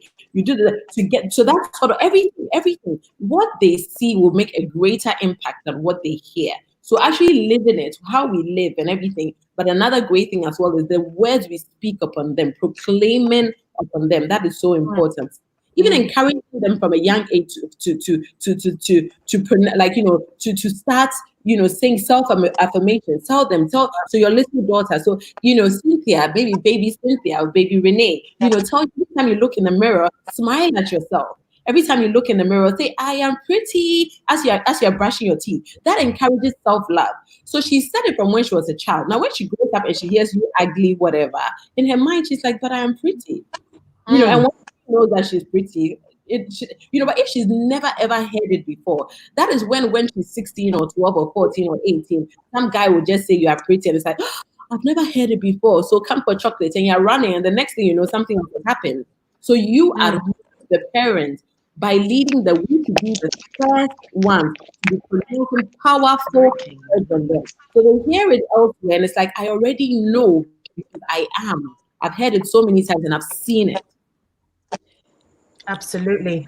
Marcy, do you think that we have, in our generation and what you see currently, do you see confident young women around you? I think confidence is relative. I mean, I see women who look confident, who like to, you know, the facade of confidence. But when you dig a bit deeper, it's different. I see women who have amazing vision, but don't have resilience to carry that vision through to the end. In my view, one of the things we need to do for the next generation, and even for our own daughters and the people around us, is to embolden the women and the girls to take more risks. And we need to start young. It's well established that boys are naturally rougher and, tumble in the playground and do all of these things. And even though it's not how we parent them, boys are wired like that, and girls are seen as more sensible and do fewer restless things. We also miss out the opportunity to build a psychological risk tolerance in young women. And these experiences would develop into greater emotional resilience, for them to be able to bounce back. Because being a leader, being in position to be able to achieve your own dreams, it's not going to come overnight. I haven't read one story about somebody who succeeded on the scale of, who didn't go have a story to tell. And oftentimes, unfortunately, many of our women, go the right way and get to a point where they fall off. And it's simply because they don't have enough courage. And I personally believe that courage is a learnable skill. It's a muscle that you build. And the more brave you are, the more resilient you are, the more tenacious you are, the more you're able to see things through. So I think that personally for me, raising 5 daughters and 1 boy, what I have sought to do through my children is to ensure that they see the struggles, because the struggles that I go through, I don't hide it from them. If I don't have 20 pounds in my account, my kids know I don't have 20 pounds in my account. I'm not going to lie to you and tell you whatever. I share the experience with them, because by doing that, I'm building that resilience. I'm building that strength. I'm emboldening them to ensure that, so that for me, it's one key thing. And then I think in addition to that, let's be real. As leaders, we have an obligation. This generation see us on social media, makeup nicely done, a few followers, so they seem to think that we're really connected. And they don't realize that there is something behind that. And we do, when we have the opportunity, have to let them know that all that glitters is not necessarily gold, but even the scars, we can use that to tell a story. My failures, I've embraced. And let me add that I was never like that. I got to a point where, and Renee said something, and I think I've said it before on different platforms, where what we speak to our girls is important, right? But what we teach them to speak of themselves is even more important. And it's amazing how, we tend to perpetrate exactly what was done to us when we were much younger. And sometimes we label our children. I got 5 daughters who are very different, right? Different skill sets. I don't compare my children, because I know that every child has got something in them. And so we need to teach our young ladies to be bold, to be confident in who they are. And confidence, unfortunately, it's not about just the brand. The brand is important in terms of the physical brand is important. But I think that the brand is really who you really are as a person and speaking your truth. And if we're able to empower young women to be able to speak their truth, then we're moving into grooming them to become future leaders who are resilient, who are tenacious, who are happy to go the extra mile to achieve their goals and dreams. Absolutely. Ebony? I just piggybacking on what you said you don't really, not necessarily, you see a facade as it pertains to confidence. And I don't know if this is a cultural difference, but I'll say, like, here in the United States, the generation underneath me, when I tell you they are so powerful at a young age, so courageous at a young age, so business oriented. I've seen this generation, because we now live in a world of social media, I've seen this generation of young girls make, and I'm not exaggerating by any means, their first $1 million at the age of 21. And there's several of them, but we're talking about building leaders. And these people that I'm talking about, and not all of them, but the ones that I'm mainly speaking about are people who may have like an Instagram success and they're selling products. There's two totally different avenues. When you're talking about leadership and you're talking about success, that's success. There's several successful women out here. But when you are talking about, birthing leaders and how do you build women up to be leaders, one big thing that I will say that women need is it's not enough for a woman to go and pay their money and go to an empowerment seminar. And they're sitting here hearing all these stories, just the same way people go to universities, go to schools. There comes a certain amount of education when you're building a leader, and that comes in the lines of mentorship. I don't think that there's enough mentoring that is taking place out here, because you may have a young woman or several young women that have it. And I mean, they have it, but they don't know how to hone in on it. They don't know how to get across, even how to monetize on it, because they have no one teaching them. They may come from a strong family, but their mother may just be a mother who it does just enough to keep the food on the table, or does just enough to keep the lights on. And so it takes a certain type of woman or women to come into that person's life. That's something that I said that I wanted to start, because there's not enough. And I have too many friends who are leaders that would be more than happy. And even in Africa, I won't even say it's a cultural thing, because just hearing everybody on this panel speak, we all know what it means to birth a leader. We all know what it means to hone someone in and let them follow that path that they're supposed to follow to be and being leaders. But in my opinion, I think there needs to be more mentors, and it should be a situation where they can come and they can be mentored. The same way as if you're going to a job, you go to a job to work. Well, this business or this organization is strictly for female mentors. You submit to us what it is that you'd like to do, or whatever your career of choice is, and we have a plethora of women for you to choose from that are simply here to mentor you. You can't just give somebody 30 minutes of advice or 10 minutes of advice, because that's not going to stick with them. Like they said, it has to be a muscle that is exercised daily. And some people are born with it and they're not. They have all the attributes, but they just still need the help.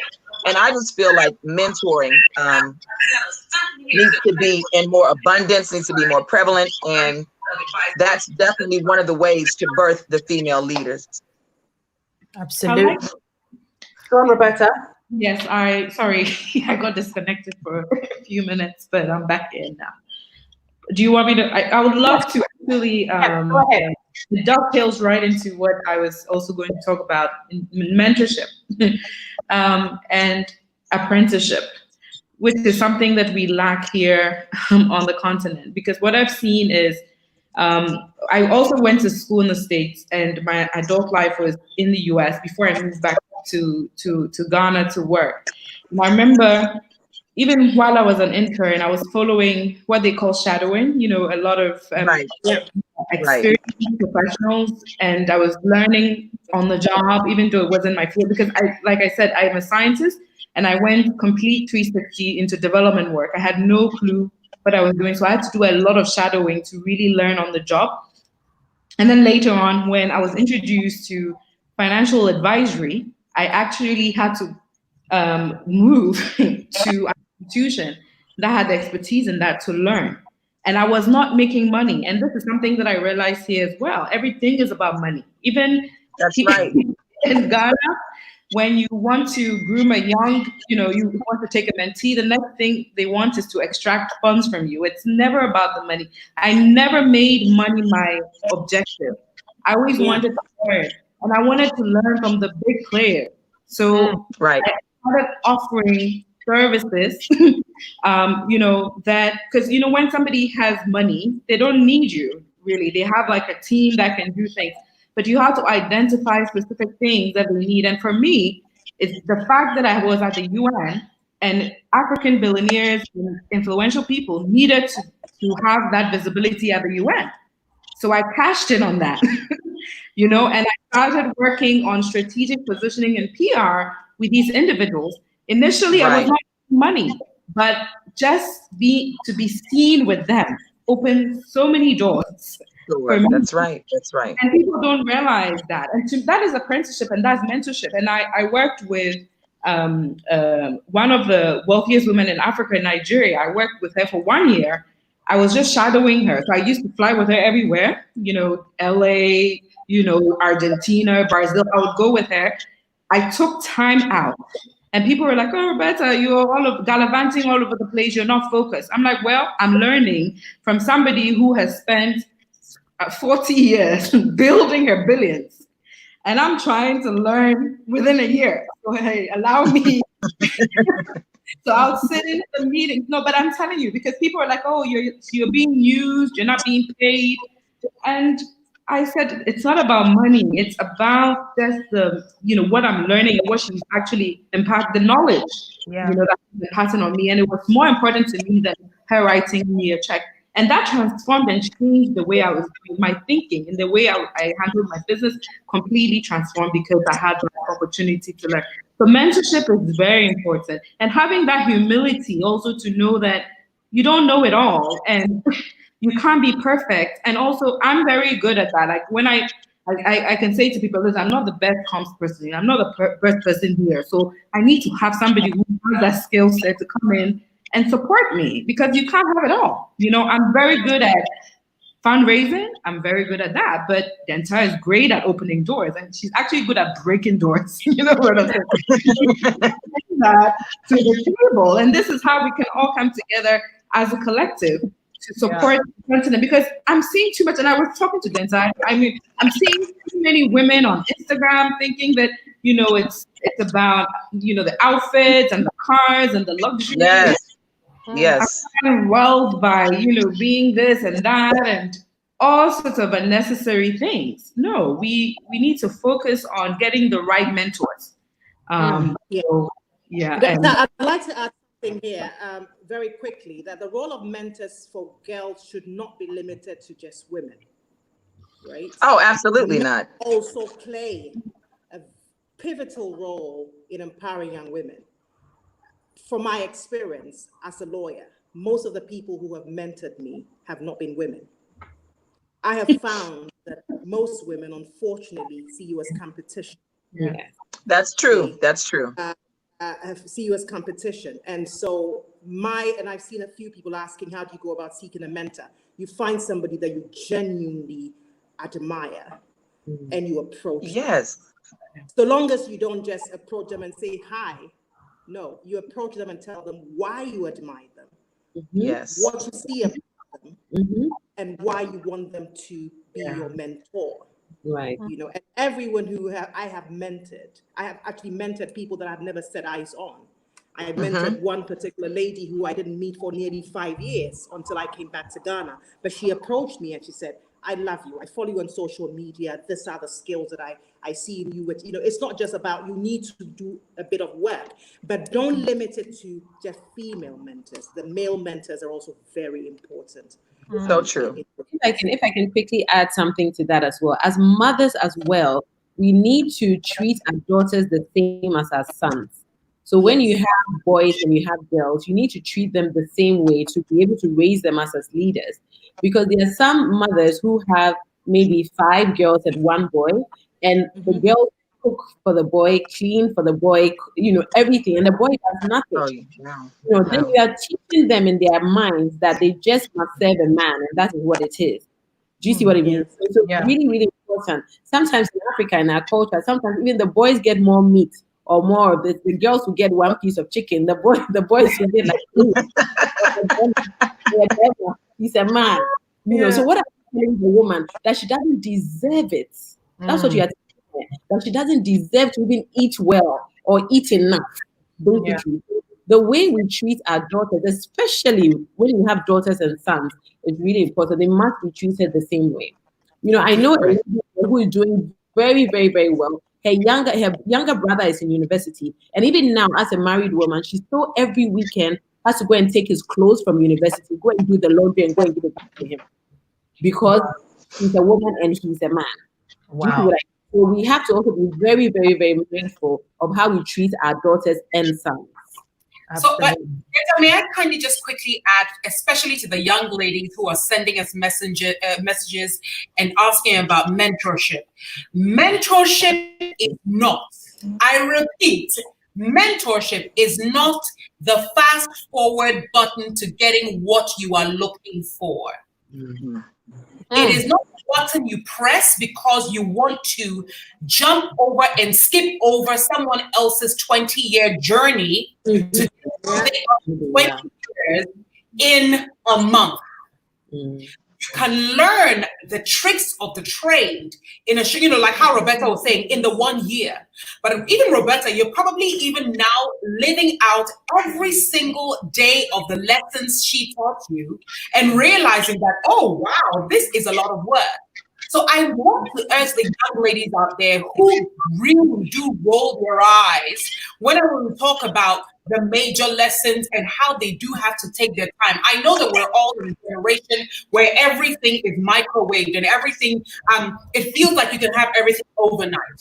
And if I tell you to take your time now, I sound like, a real party pooper, some old lady sitting somewhere.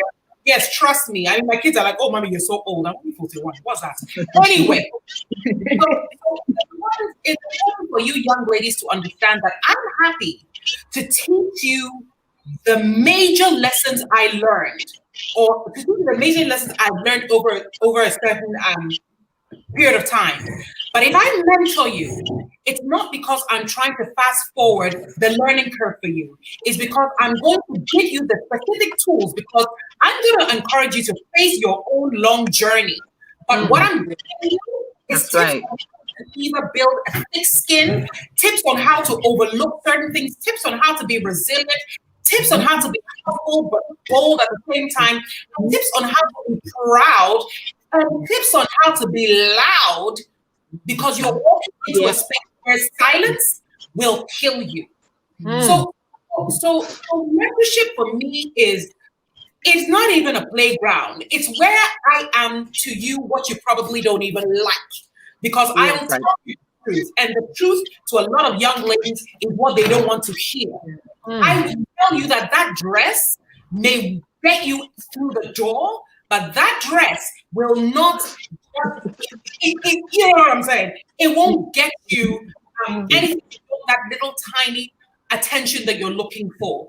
So, dear young ladies, we don't talk to you the way we do because we are boring and we don't know what the trends are and we are outdated and we wear our skirts below our knees. We talk to you the way we do because if we can help you avoid some of the mistakes we have made, that's what a mentor does.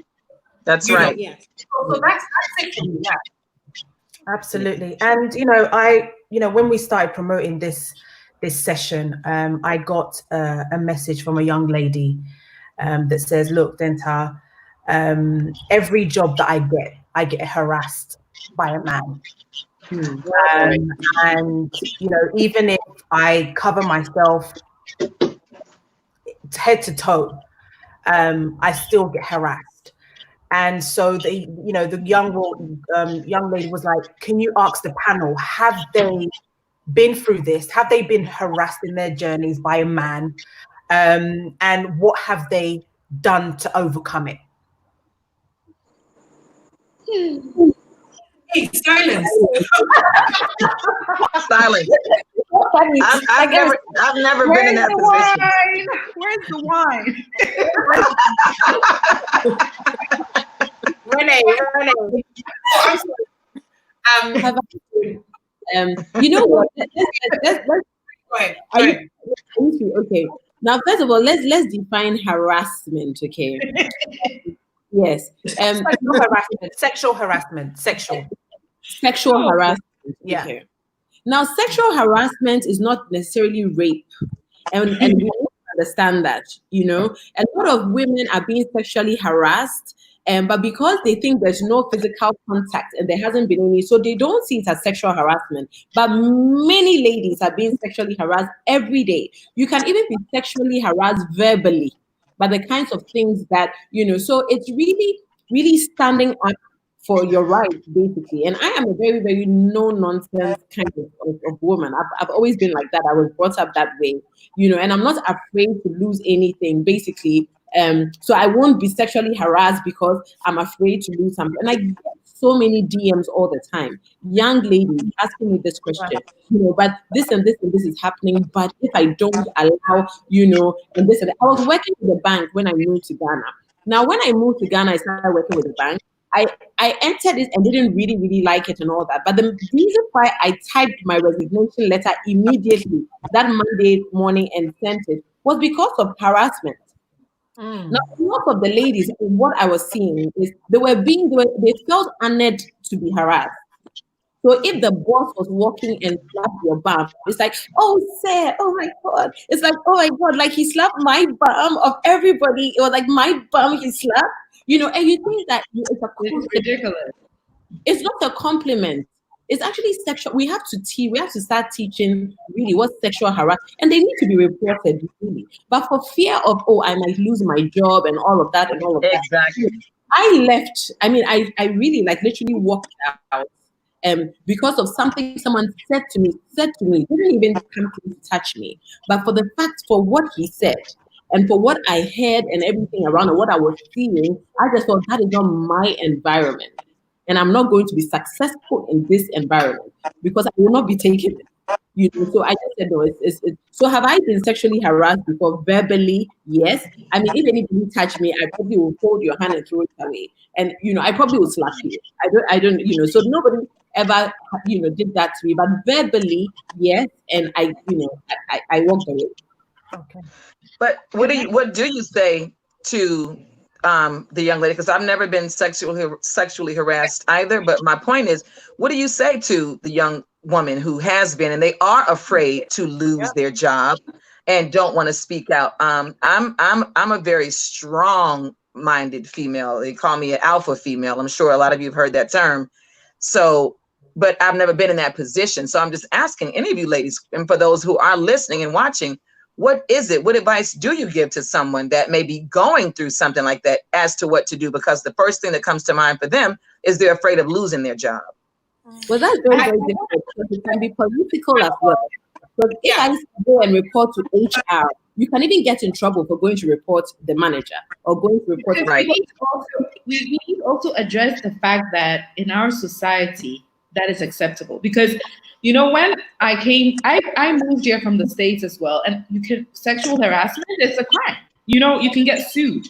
But in Ghana, when the women have accepted it, like she was saying, it's like, oh, it's my bum. My boss is actually, he likes me. He wants to take me to Dubai. It's like something that the women here celebrate. I'm not judging, but like it's a very different situation here. So how do you advise? Because I've had young women come to me and say, Rebecca, I'm having an affair with a married man because he's taking care of my bills. He's doing all of this, and you're not trying to tell me to leave that situation to go for a job. And I'm pretty sure the monthly pay that I'll get, it's not going to match up to what the man gives me. So it's like I'm giving them ill advice. I've had this situation many times where I'm constantly telling women to focus on building themselves and mentoring them. And then they look at my lifestyle. They're like, well, I can afford this because I have this man in my life who is supporting me. And you don't. So in fact, who are you advising here? And that is the reality. If people have that, if people accept it here, how are you going to advise someone not to do it? And it's a challenge for me. So maybe I want to hear from the other women. Well, I mean, it's important to know that okay, so if this. Anita, can we get you to speak? And if the others can mute as well, because we're getting some feedback. So when somebody's speaking, you can mute. Sorry. I think it's important. I mean, Roberta, I understand where you're coming from, but that is why women like us, by God's grace, are using our power of speech to change the narrative. I like the Ghana we are building. I really do love, listen, we have our issues, we have our problems, we've got cultural lapses. Listen, I'm not in any way saying we don't have issues, but because I also work with quite a lot of young women, I'm beginning to fall in love with our understanding, our appreciation, and most importantly, our grasp of our rights. It's been so many years when, women will come up to me, young women will say, you know what, I'm in this job, and the HR person says, or the director says, if I don't do this, I don't get this job, or, I went for a job interview and, suddenly he made a pass at me, etc. That is why women like us are blessed to have the platforms we have. Because the more women out there who know right from wrong, who know their rights, who know that I can call a lawyer called Cynthia Background because she is an advocate of salt and she is a no-nonsense person. I can call a Renee Q, I can call an Anita Erskine, I can call a Roberta Allen to hold her hand. Then you inadvertently continue to breathe a sense of power in these young women so that you can even identify harassment even before it hits them. Because for young women, the real problem is being able to identify what it is, as Renee said. But once we consistently, I mean, it's like raising a child, and there's never a start date, there's never a finish date, there's only ever a continuous date. So you always have to encourage these young women what it looks like to be sexually harassed, whether verbal, whether physical. These moments of harassment are moments where you feel that, hang on, I am being completely taken advantage of. Listen, a man who looks at you with longing eyes because you're beautiful and you walked into the room and caught his attention and he genuinely wants to have a conversation with you is very different from a man who looks at you with longing eyes and ask all sorts of ridiculous questions that belittle you, that make you feel like a product as opposed to a human being. So how do we address these issues? We consistently talk about them. It's never going to end. We must know that, we deal with one generation, the next generation comes on. And really, truly, teaching our women the power of beauty, that's the other issue. And I think we already mentioned that. Many women will succumb to harassment because for them, it translates into you are beautiful. For them, they are the chosen ones. It is our responsibility to teach them that harassment has nothing to do with how beautiful you are. It has everything to do with the fact that you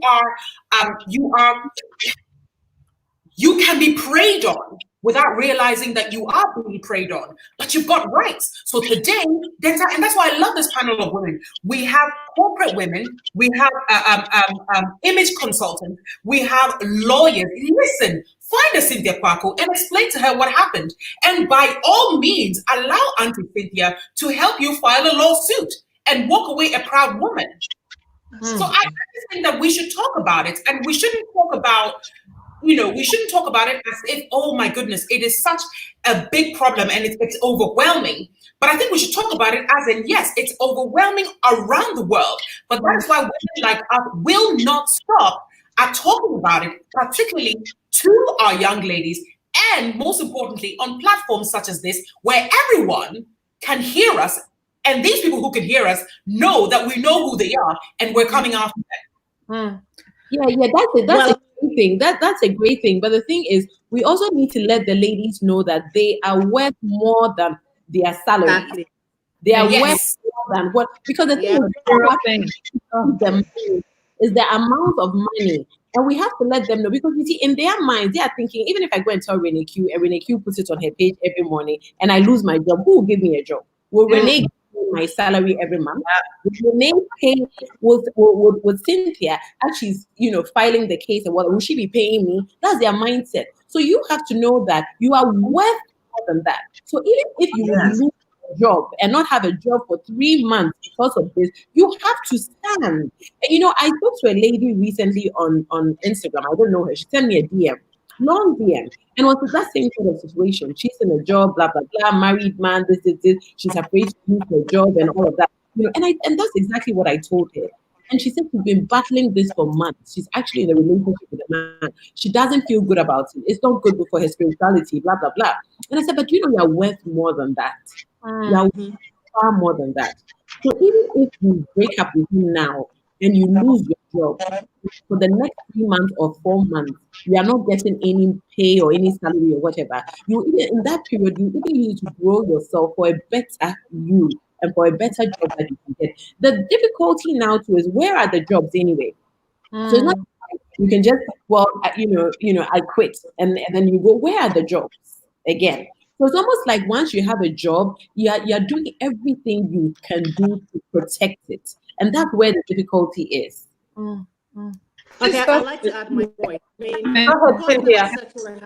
I have experienced it on different levels. When I was much younger in England, I think the first ever time that somebody else, and I actually walked out of my job because of it. It was started off with little comments here and there, and I called him. In fact, I said, "Listen, if you ever touch me again, I'll slap you."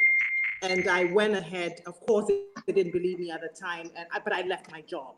The second time, and the kinds of sexual harassment that I face as a self-employed person, is where people start to drop hints about, oh, if you want this work or you want me to give you this job, then there's some sort of and I have told people to literally F themselves and go off.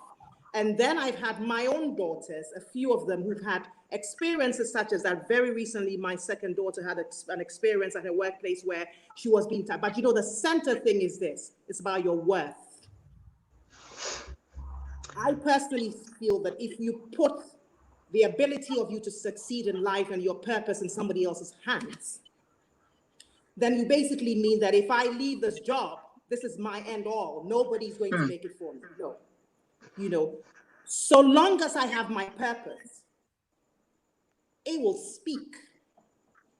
And if you are faced with sexual harassment, walk, report it, have that voice, speak it. Yes. Without fear, because your destiny is not in the hands of that person standing in front of you who's sexually harassing you. Your destiny is in a higher being, So yes, you might lose your job. Yes, you might have to stay home for a little while, but you've done the right thing, and your worth, it's important. So we do need to speak more. We live in a society where another concern of young women is, if I do speak, I'll be attacked. And sometimes it's our fellow females who attack. I've seen a few comments here about somebody saying, stop dressing provocatively, stop showing this, stop showing that. Does it really matter? Of course, dress is, it's in terms of moderation and where you are, it's important. But is that a license for someone to sexually harass you? And oftentimes it's us women who are judging other women and judging other females and young women. And so, I know somebody who was sexually harassed and told her mother about him and said, well, what did you do to have brought that up? You must have, men, as for men, they are men, forget it, but you must have done something to urge them on to do that, So we as female leaders of this generation need to empower and embolden the next generation and ourselves to speak our truth. It's a voice, we have to speak our truth. And I think that should, with this harassment, let's start it from when the children are children, from when they are at the youngest. Because a lot of women who have been harassed were harassed as children from the house helps. Sometimes from the cousin or nephew who was living with you. Sometimes from an uncle or from a father's friend even who used to come.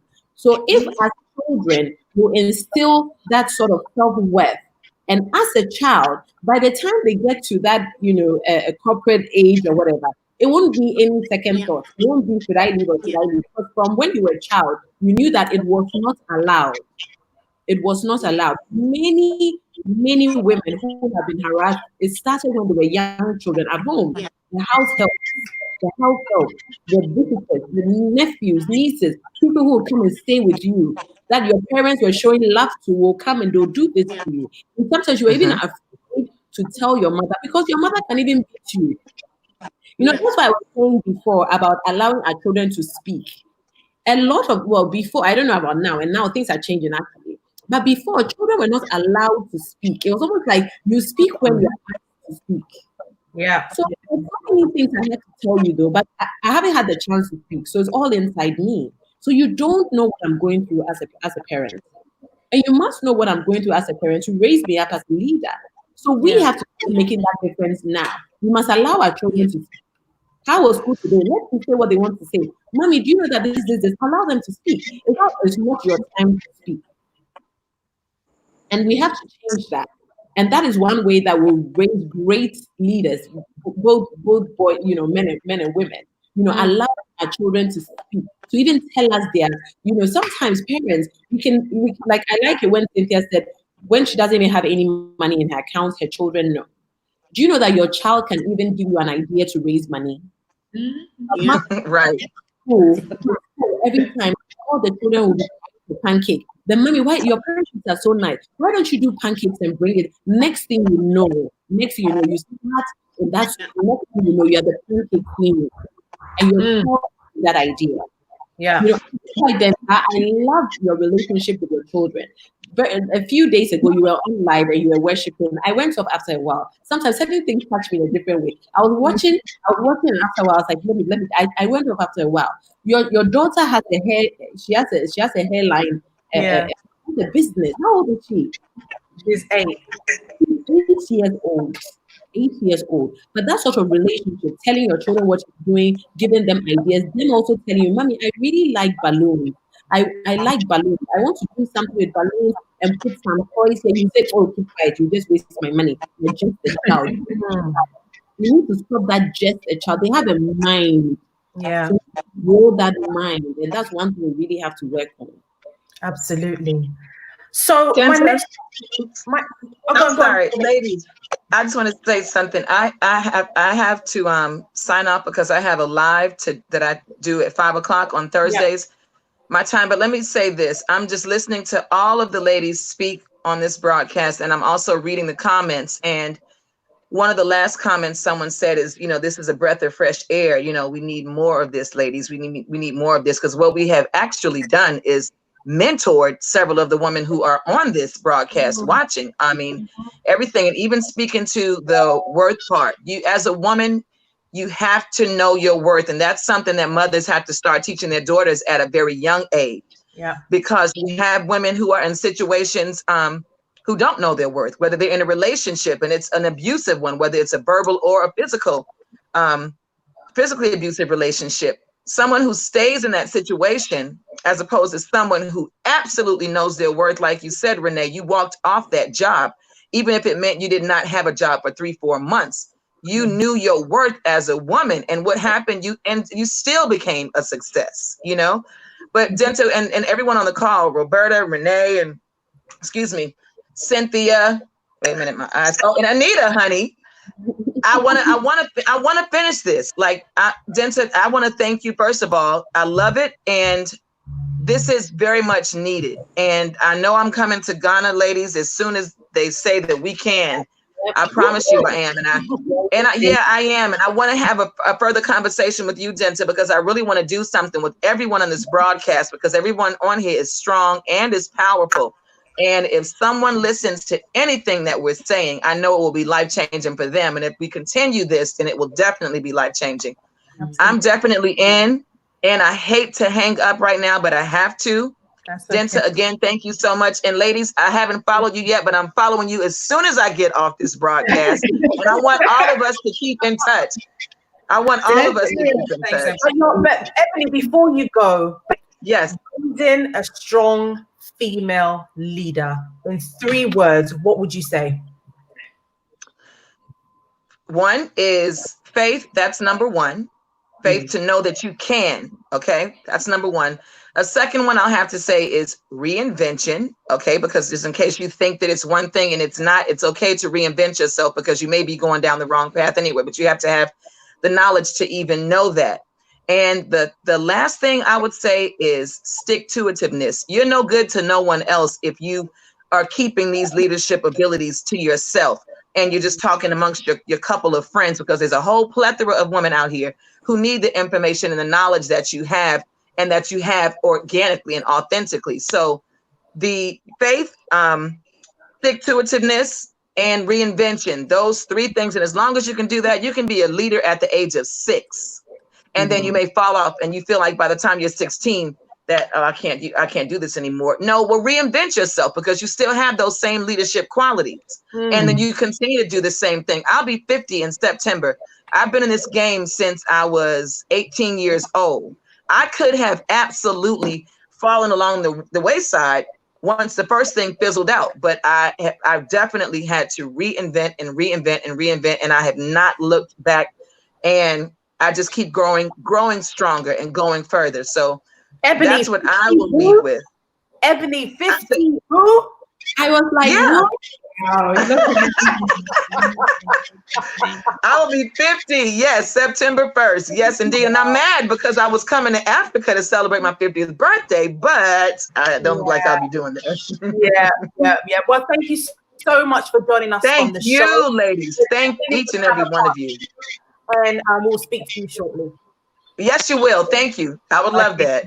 Bye. All right. Bye, ladies. Okay, so I'm going to do maybe just 2 more questions, and then we've got some questions live, and then we're going to wrap up. Anita, what is a slay queen and what is a boss lady?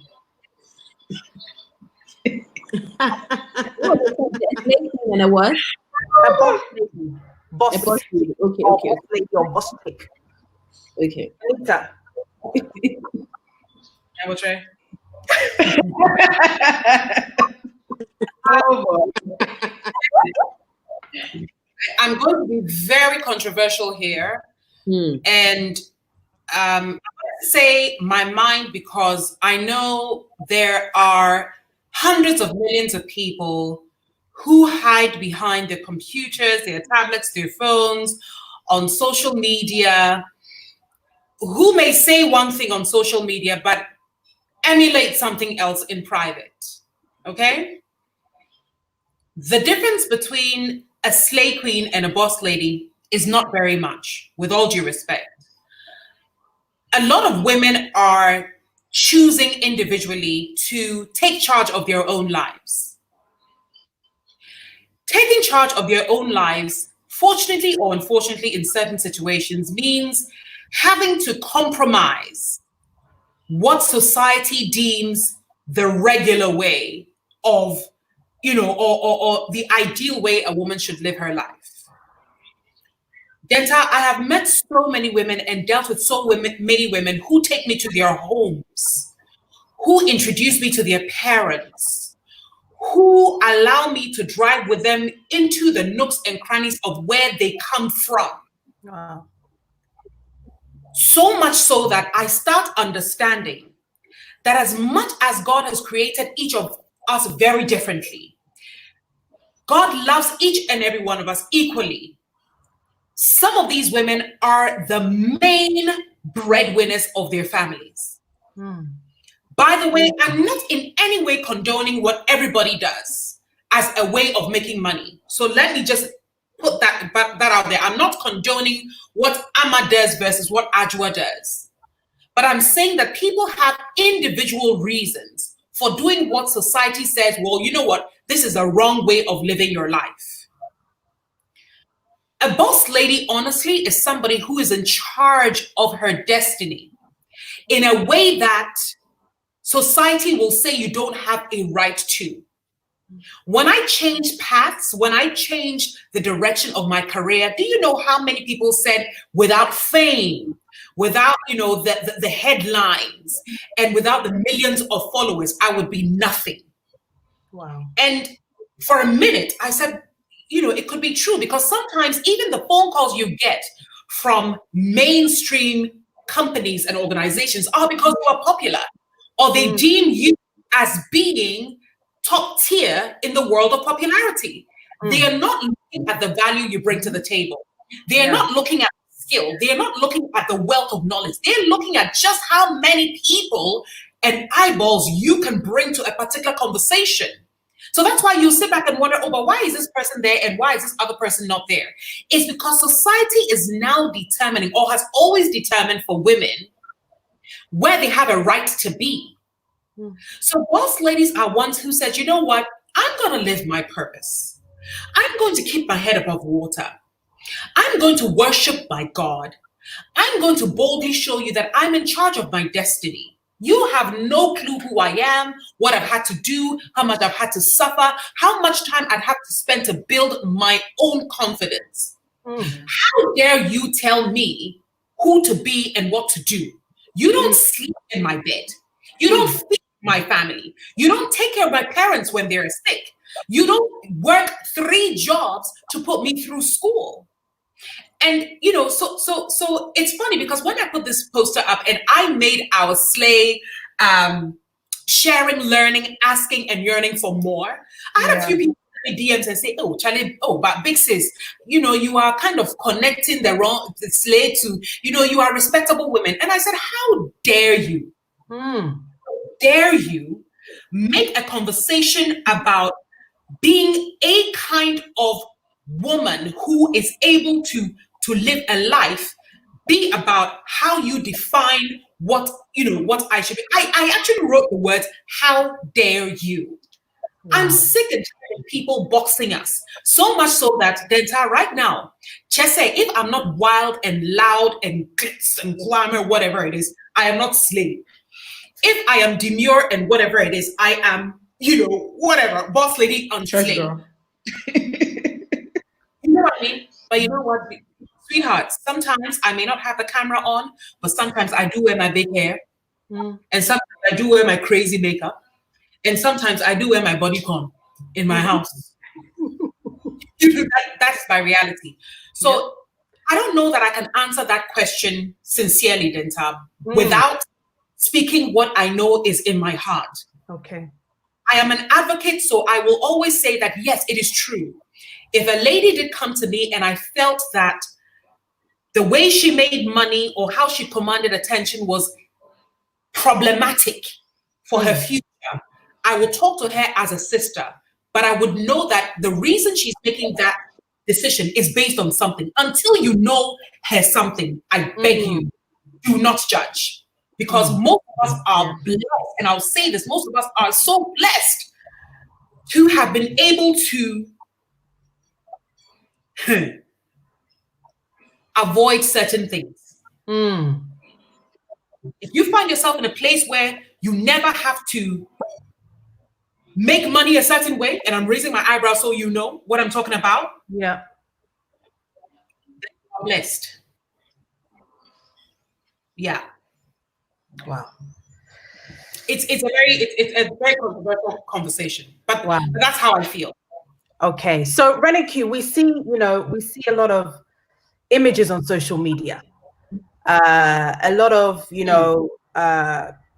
people with, wearing big designers, glammed up to the T, looking really, really good. And how do you think that image is encouraging the young women that are coming up, that, they're more thinking about the cars and the designers more than their career, if you know what I mean? What do you think about that? And what advice do you give young women that are coming up? So if you follow me and you follow my captions, always at the end, I have a hashtag positive social media. Social media is great. Social media is fantastic. Facebook is social media. People are watching us here. They're being blessed by this. So social media is very, very good. But what are you learning and what are you getting? And sometimes I do have these lives and I speak about it. And unfortunately, you see, Anita said that if you've been blessed to have not made money a certain way, and I'm also raising my eyebrows, the certain way, we all know what she's talking about, then you are blessed. But there are many who are blessed already, but just because they want to be like what they are doing, so they are going to do whatever they want to do. They are blessed. They are blessed.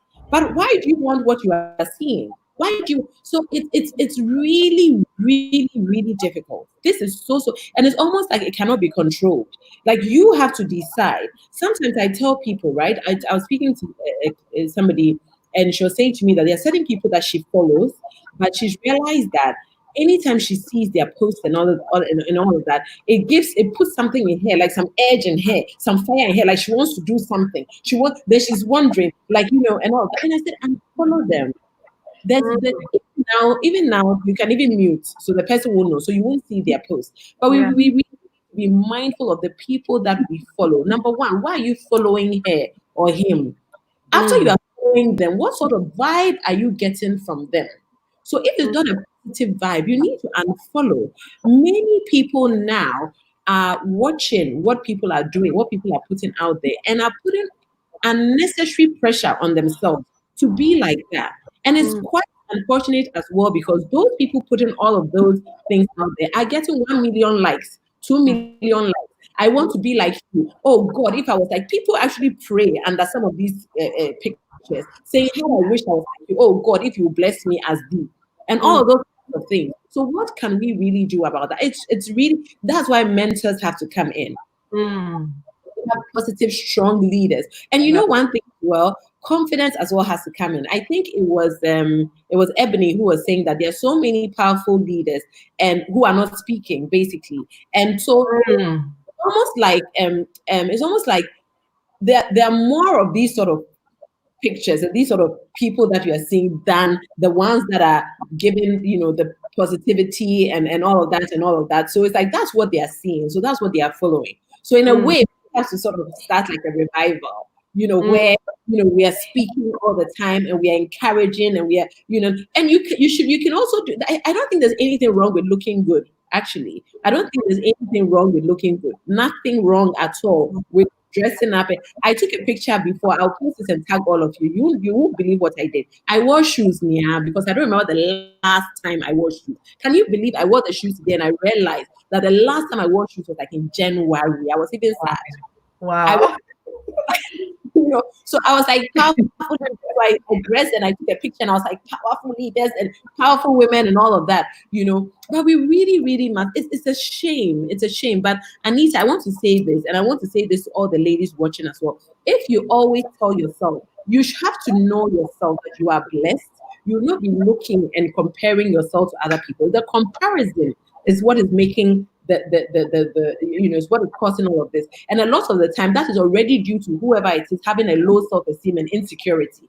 When you have a low self-esteem, do you know what? You have to be so confident that you will walk into a party, everybody is wearing the most expensive lace. Your lace is like maybe 100 cedis or 50 cedis or whatever, but you are so confident in yourself. You are so happy in yourself that if that will be admiring you and wondering where you got yours from. It's all about self-love, appreciating yourself, knowing your worth, knowing your value. Then you'll stop that comparison. You'll stop that comparison and wanting to be like, so I'll also be in this group. That is what is causing it. And it's just such a shame, really. We really need to follow social media positively. So you can ask this question. How am I following Denta? What does she add to my life? Is she taking anything from my life? What do I get out of? What kind of inspiration? Because inspiration can also be negative. Inspiration can also be negative. So am I inspired positively or am I inspired negatively? And please unfollow all those kinds of people and change. You must change. Roberta, does social media define who a young lady is? The numbers that you have 10 million, you have 6 million. Does it define who you are?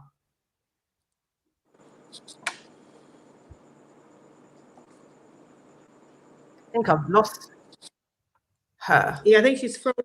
She's frozen. Marcy, you can answer that question. It shouldn't. But unfortunately, it does. Just look around you. Even amongst us, we're positive role models, I like to think. How many followings do we have? But somebody creates controversy and they immediately get following. So what we're telling the youth of this generation is that to be relevant, you got to slay, or you have to do something that is bad behavior. So what we're really teaching is that, I have a rule in my house that when my children misbehave, I do not encourage it. I pay you no attention whatsoever. I encourage good behavior by speaking to that good behavior. If you're going to throw a tantrum, I'm not going to give you the attention that you deserve. Unfortunately, society has created the new generation who think that the more bad behavior you exhibit, the more relevant you are. So unfortunately, it does. It shouldn't. And I do agree with Anita for saying that, you don't know what somebody's truth is. We can't be judgmental. We don't know what somebody's truth is. I think you can be a boss lady who slays, right? And slay, I mean slay as in there's nothing wrong with you looking good. What is important is that are you in control? And I use the term loosely when I say when you say slave queen who's doing it just for that. The slave queen is actually not in control. The boss chick is. The boss chick knows who they are. The slave queen is a puppet who is responding to what they think people want to see. The boss chick says, I don't care if I have 5 people following me. I'm going to speak my truth, whether you like it or not. But, you know, I believe that this generation, a phase with the advent of the internet has created, I look at my 5 daughters. I've had conversations with my daughters where people have offered my daughters things. I remember my daughters, again, my second daughter was here on vacation a few years ago, and she went to a lounge, and there were a couple of footballers. And one of the footballers beckoned her, asked someone to call her to come. And she said, why? Who is he? And they mentioned his name. And she said, but if he wants to speak to him, let him come. And her friend commented and said, oh my God, you can't be serious. Do you actually know who that person is? And my daughter said, I don't care who that person is. If he wants to speak to me, he needs to walk up to me. And we had this conversation. And she said, Mommy, like, seriously, what can you get me that I can't work for, my mother can't get me? I've had experiences where my children have been offered things on silver platter. She said, listen, I'll work hard and buy my red buttons. You know, all I need to do is put in the hours and work extra. You won't buy it for me. It all comes from what we speak to our children. Are you with me? It comes from a very early age. And those of us who are in the position to mentor other young women, we need to let them know that, look, you can do it yourself. You know, that Gucci bag, seriously. You know, I am of the generation that sometimes when you offer things to me on a silver platter, I'm thinking, excuse me, what do you think? I can't do it? I can do it. But unfortunately, we're creating a generation where these things are material things and having a lot of followers and being a certain way and wearing, and half the time they don't even own the clothes that they wear. You know, we know this, but we need to start to change the narrative. You know, we do need to start to change the narrative. And when we have the opportunity to be in you know, proximity with these people or be able to speak to them, we need to not judge them, but be able to convert these slave queens into boss chicks. Yeah. Right. Yeah. We have that responsibility, one at a time, to tell them, sweetheart, I applaud you if you can jump from this to this, but what are you using your relevance for? Yeah. You need to use your relevance in a powerful way to impact. Because the point is that if you use your relevance the way you are, there's another slave queen who's going to come very soon, and suddenly you are not relevant. So if you've got this platform that's got you here, you need to go within yourself and ask yourself, I've managed to get this platform. Maybe you wouldn't have had that voice. Maybe you had to go through that route to get where you are, to get that relevance. But what are you using the relevance for? Change the script. And the more we do that individually with the people, I think the more we will start to change the narrative and empower young people to believe that, you know, and then we also have to share the failures. You know, it's all not, you know, glitz and glamour, it's their failures. And we as positive role models need to be able to share and let them know that, look, we've been through the struggles. You know, we might take nice photographs and post them on social media. You might read our profiles and think, oh my goodness, these people are boss chicks. But even the boss chicks have had to go through something to get there. And it's all right to be able to go through that. Absolutely. And one of the other things that, you know, a lot of women face is, you know, when we are working with men, a lot of people think that you're sleeping with the man. It's hard for us women to just work with a man without people thinking that there's something happening in that relationship. How do we change this narrative also? Because it's something that is, you know, it's out there, it keeps happening, that, you know, you're seeing to, just even if you're walking out with that person from a meeting, somebody's thinking that you're having something with this person. How do we change that narrative, Anita?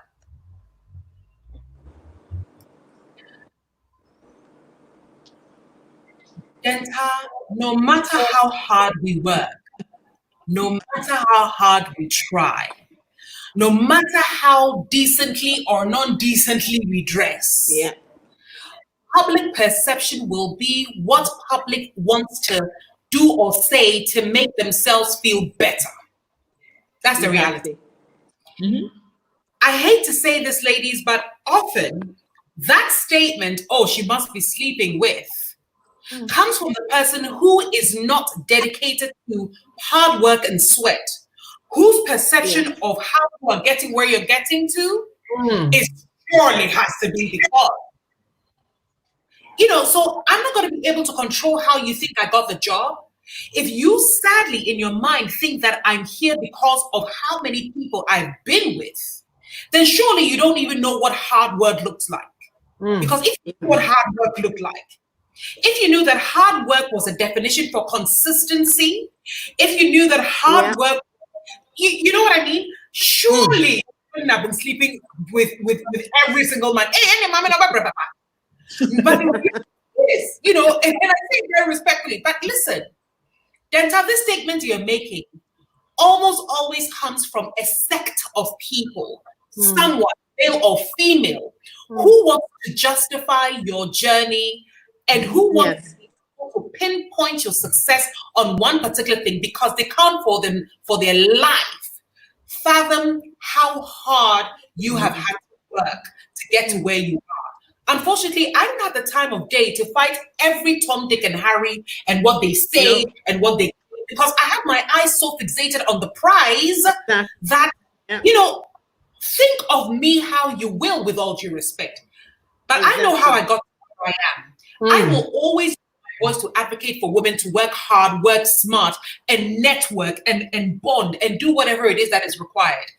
The more you think that I'm just here because of somebody I'm with or somebody I've slept with, the more you yourself are a detriment to nation building, quite frankly. Because at the end of the day, you don't think that the women that come from this country or the women who are leading some of the big companies or the women who are building the companies successfully can do it.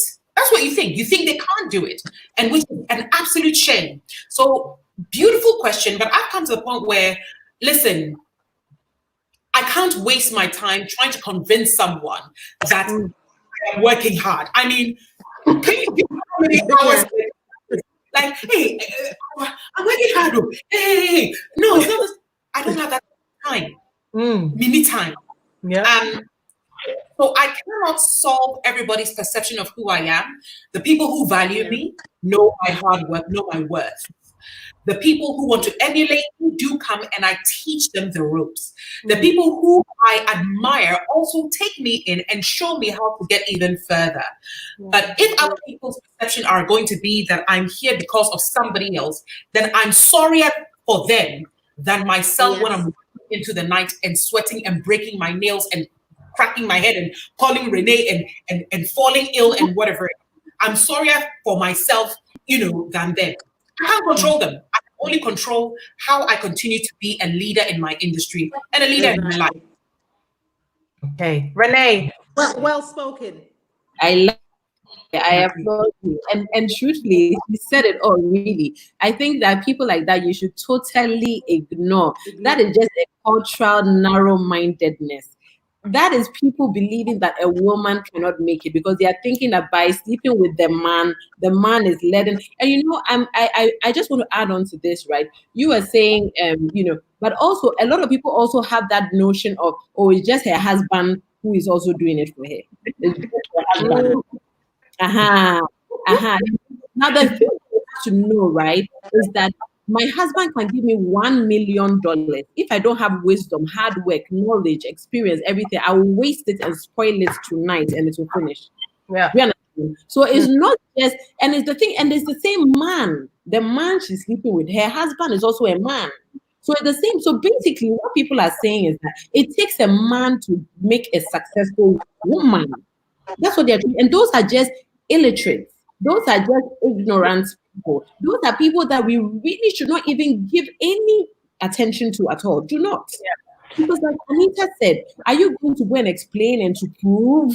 You can't do that. So if you know that you're working very, very, very hard. But really, what I really like about what she said is actually women as well who are saying that. It's actually also women who don't believe that a woman can do that because they don't believe they can do it themselves. Yeah.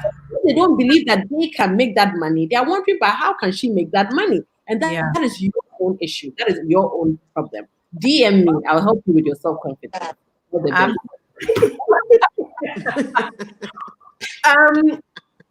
Marcy, there's a question on the screen. I don't know whether you can read it, if you can answer the question. Can you read it for us? Is that what says what compromises, if any, have you had to make as a family woman to get there to where you are today? As a family woman to get there where you are today? None.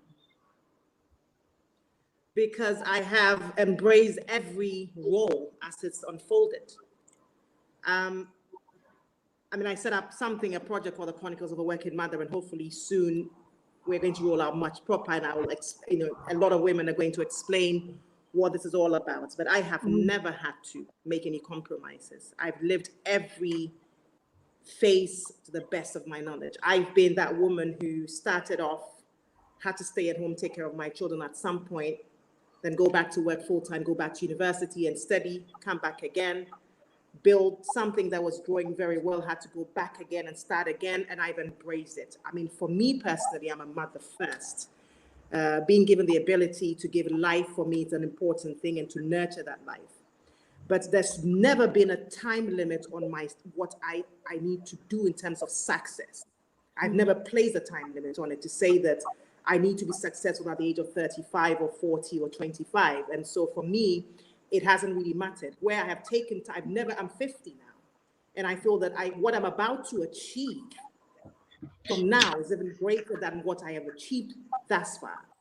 So for me, it's about living that moment to, I've not had to, sometimes you have to put yourself first. Sometimes you have to put the children first, but I've always tried to make sure that I leave my truth, whatever phase I am in. So I wouldn't say that I've made any type of compromises per se. I've just embraced whatever phase I'm in.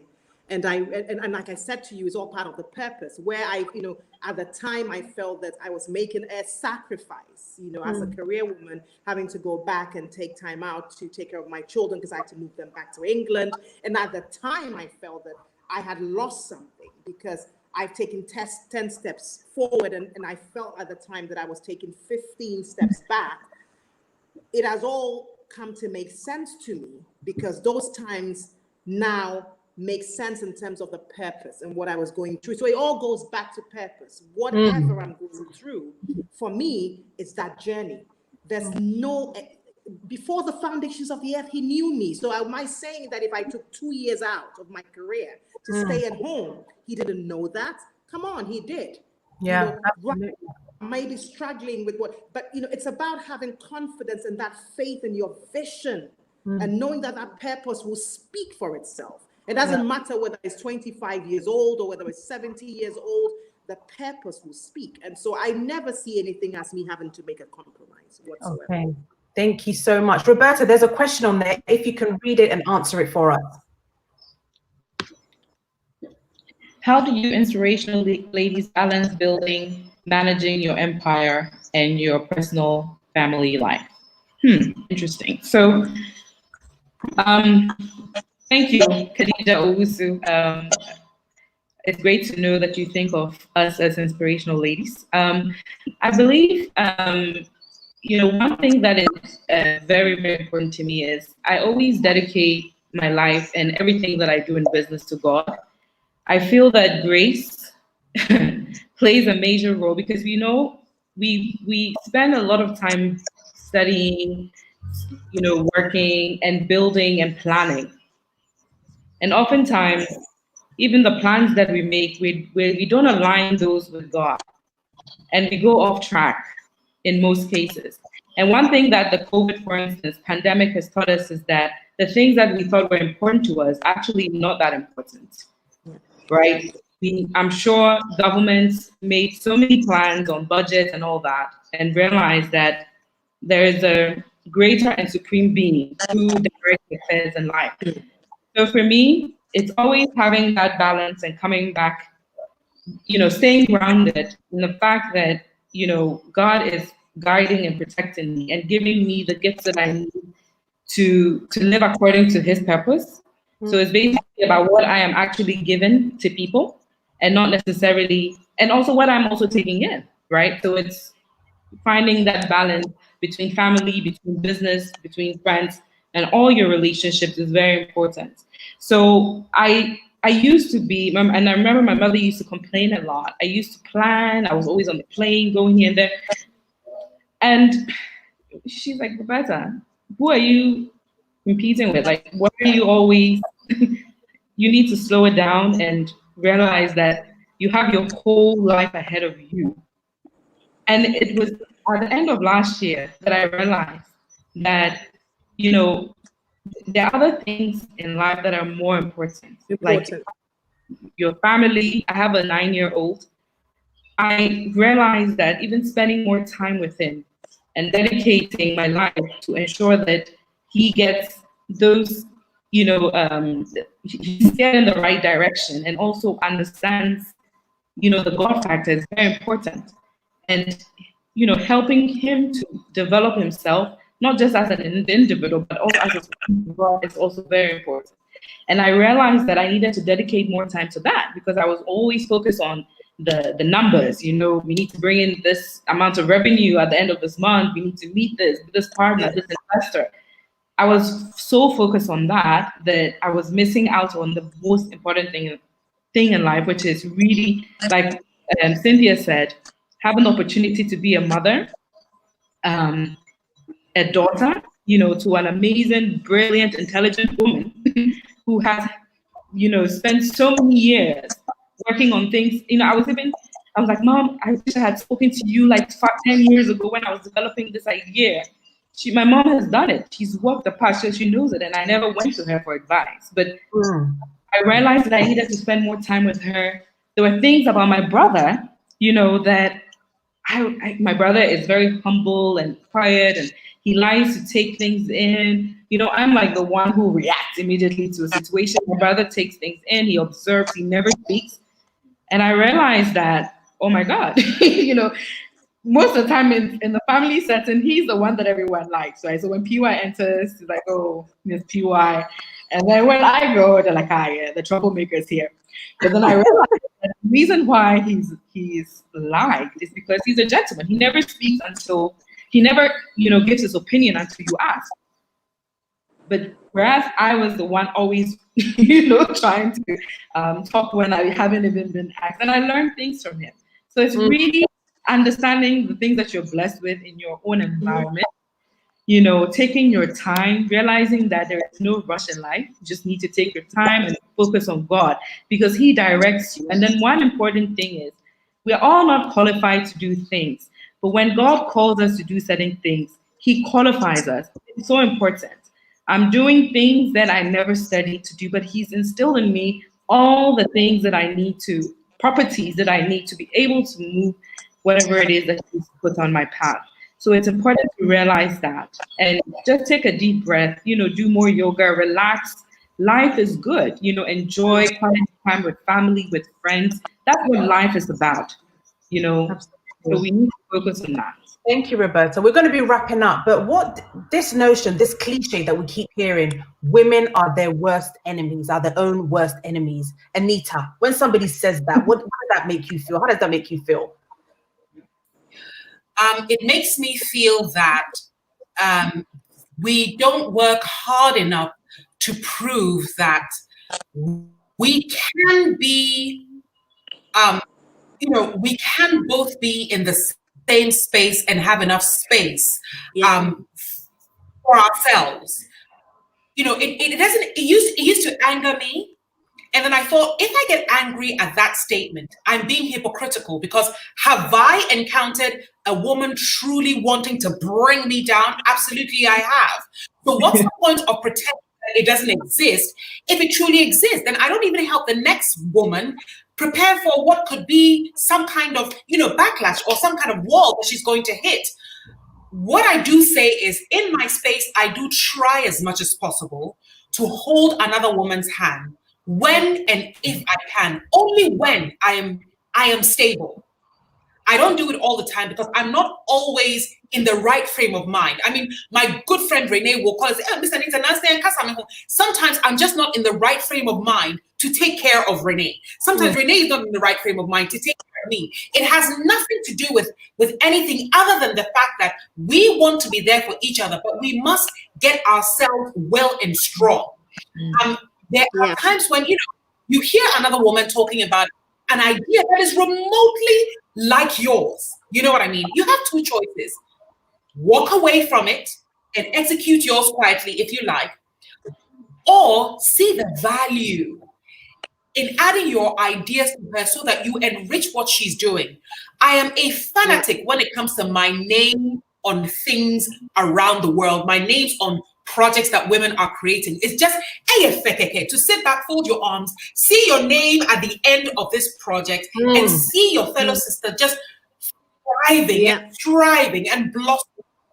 But we have to teach our girls what sense of accomplishment feels like, the sweet taste of supporting each other. If we don't teach them, they are always very conscious of keeping this space for themselves, as tight, as narrow, is for me. But you teach them the value in moving your butt cheeks just a little bit to the left, so that the other woman can also have a seat on have a seat on the couch or on the bench. So women are their worst enemies in some scenarios, and I am a quote unquote victim of it, or I'm a survivor of it. But that scenario taught me to treat my fellow women better. I didn't like how it tasted in my mouth. I didn't like how it felt.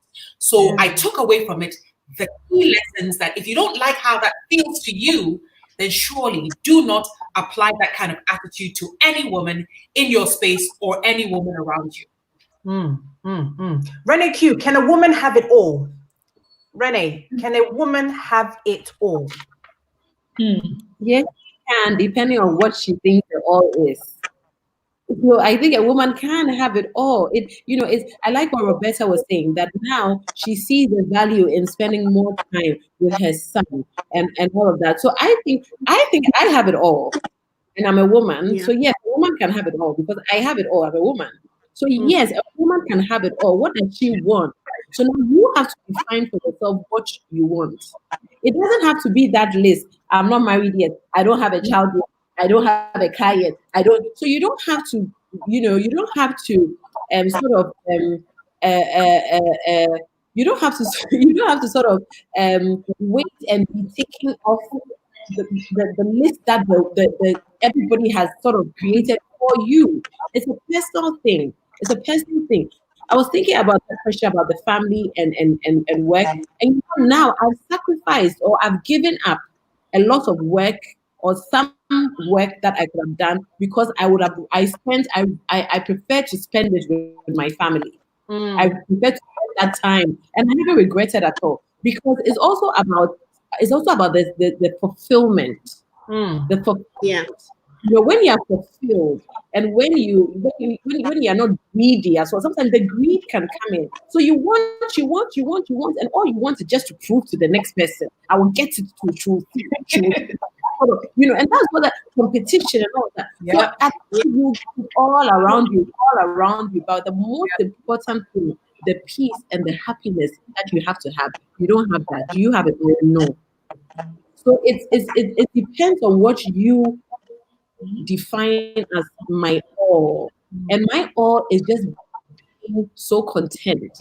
My all is being fulfilled. My all is just being at peace. My all is having 3 meals a day, 2 meals a day. I'm fine. I don't have to have the whole restaurant. As long as I have one place, the two, So I have it all. I'm just too happy. And I think people all start thinking that way. When happy people are around, we all it's contagious. It's a spirit. It's contagious. But it's when the bitterness and the competition and the all of the greed and all of that. That is when you say women are Yeah. Please. Okay, so your last words, because we do have to wrap up. We've had 2.5 hours. We are going over. So, and I know it's very inspiring for a lot of young women, but my last question to every single one of you, your last words, how would you define raising strong female leaders? What would be your words to a young woman who is watching you right now? Mama C, what philosophy or what words would you tell them for them to become strong female leaders? What do you stand for? Ask yourself this question. What do I represent? And not what society wants you to represent, but what do you represent? When you go within yourself, how do you see yourself? And of course, that is influenced very much by the words that were spoken, our upbringing and all of that. And some of us have a distorted ideas of who we really are. What I say is that you can erase that. For me, the starting point is the Bible, the Word of God, the universe, something be. What does God say I am? That for me is a starting point. And if God says that I am beautiful, I am amazing, I'm an achiever, I'm blessed, I've got grace, I'm protected, that's what I am. So whatever society has said that I am, whatever my parents may have said that I am, whatever somebody in society must have said about me is totally irrelevant. And so I take on that form because it says I'm created in this image. And if he says this is what I am, that's a starting point for me to start to erase all that negativity that has caused me to think I'm something else which I'm not. That helps me to find who I am. Okay. And once you do, the real you starts to come out. And when you do, there's no need to compete with another woman. Society has created this thing where women have to compete. Oh, she's more beautiful than you, and she's more this than you, and she's got curves and you don't have curves, and her hair is long and yours is short. So society has created for us what our perception of what a certain woman has to be. But we need to embrace it ourselves because it starts with knowing who you are. And, and for me, like I said, I'm Christian, so my reference point is the Word of God, and somebody else might be a Muslim, so but who are you? And when that voice comes out, that's the beginning of the process of you living or moving into your purpose. Okay. So for me, being a leader means being truthful. Being a leader means, as I think Anita said before, it's a sacrificial thing. When you're confident about yourself, you're not competing with another woman. You're not competing with anybody else because you know who you are. Yeah. Then it starts there. Okay, for me to. So for me, when I did have insecurities, don't get me wrong, growing up, I was privileged. I was an only child growing up. But because I was an only child, I didn't have siblings. And I learned very quickly to be that young woman who did things to please people because that was the only way I could draw people to myself. And so I lived something in society that I wasn't. And I was so keen on pleasing people that I'll do things just to please people. And then one day I woke up and I said, oh, hold on. And that was the day of freedom for me. And so when Anita said, who cares whether somebody slept with some, is that what you think? That's your business. Same way someone says, you have this project, it's not working. See how difficult it is for you. My faith is unshakable. The person that I look up to is him up there. And he says I can do it. So really, who are you to tell me I can't do it? So for me, it's an inside job. It starts with the inside, being true to yourself. And where you're going through a journey where you don't have people, reach out to people. There are 5 beautiful women on this platform. Start with that. There are role models out there who can help you reshape your thinking, but it really starts with yourself. Absolutely. Thank you so much. Cynthia Quirkle, thank you for joining me on the show. I'm going to say goodbye to you. As everybody says their last words, I'm going to say goodbye to you, but I will definitely be speaking to you after the show. Thank you so much for joining us on the show. Renee Q, raising strong female leaders. What would be your last few words to say to any young woman who is watching right now, how they can become a strong female leader? Quickly, what I'll say is know your worth. Know that you're unstoppable. Know that you can make it. But what is really important is one day at a time. Don't look at the women that you admire and think that as soon as you graduate from university or as soon as you start working, you can get there. So one day at a time. Take it at your own, take it at a step by step. And, don't give up. Don't give up. Be fearless. You will fall down sometimes. Get up and move on. And don't be proud to ask for help when you need help. Asking for help is seeking a mentor, So to older women, speak to maybe more experienced ladies and ask for help. It doesn't make you any less of a person. The most important thing I would say is know your worth. Know that you are worth more than any money anybody can offer you. You are worth more than diamonds, and you can work to buy those diamonds and you rock them very well. All the best. Wow. Thank you so much, Renee Q, for joining us on tonight's show. I'm going to be backstage and speak to you in a bit, okay? Thank you. Roberta Annan Capital Partners. What would your advice be to young women who are watching this show to be strong, to be fearless, to be a young leader in our generation? I think the first thing I'll say is don't be afraid to fail, because failure is part of the journey.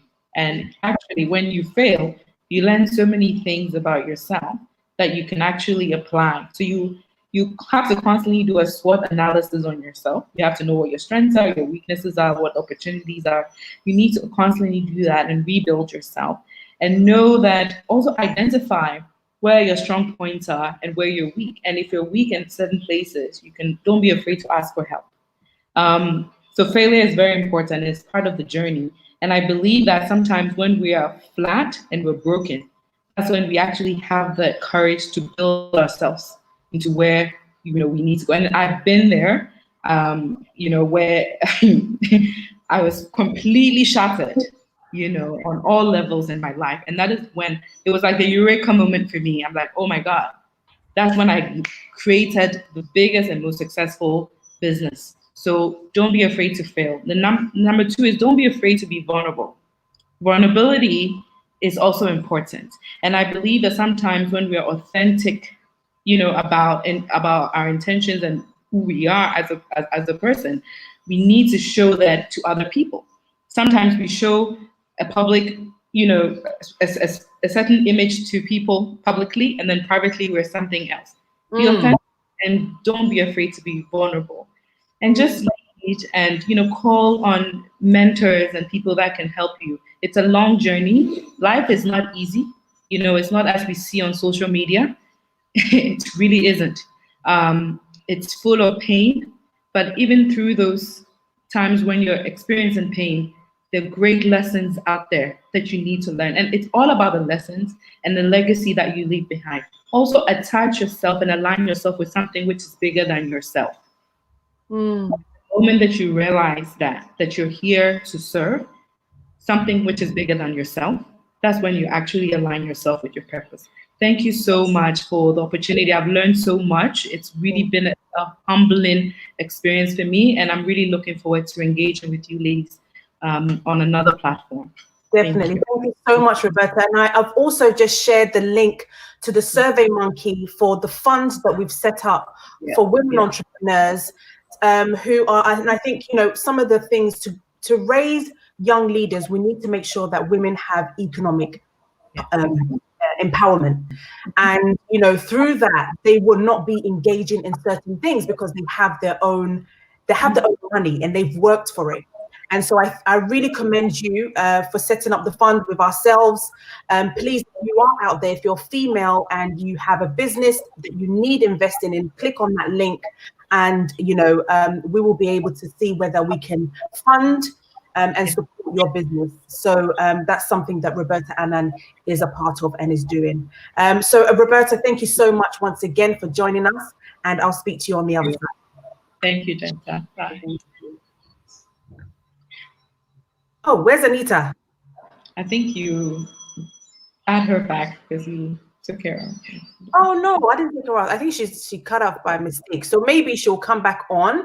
But I just want to say a big thank you to my viewers for staying with us. We always do this. We always go to 2 hours, 45 minutes. I don't know why, but obviously it's because the conversation is so needed.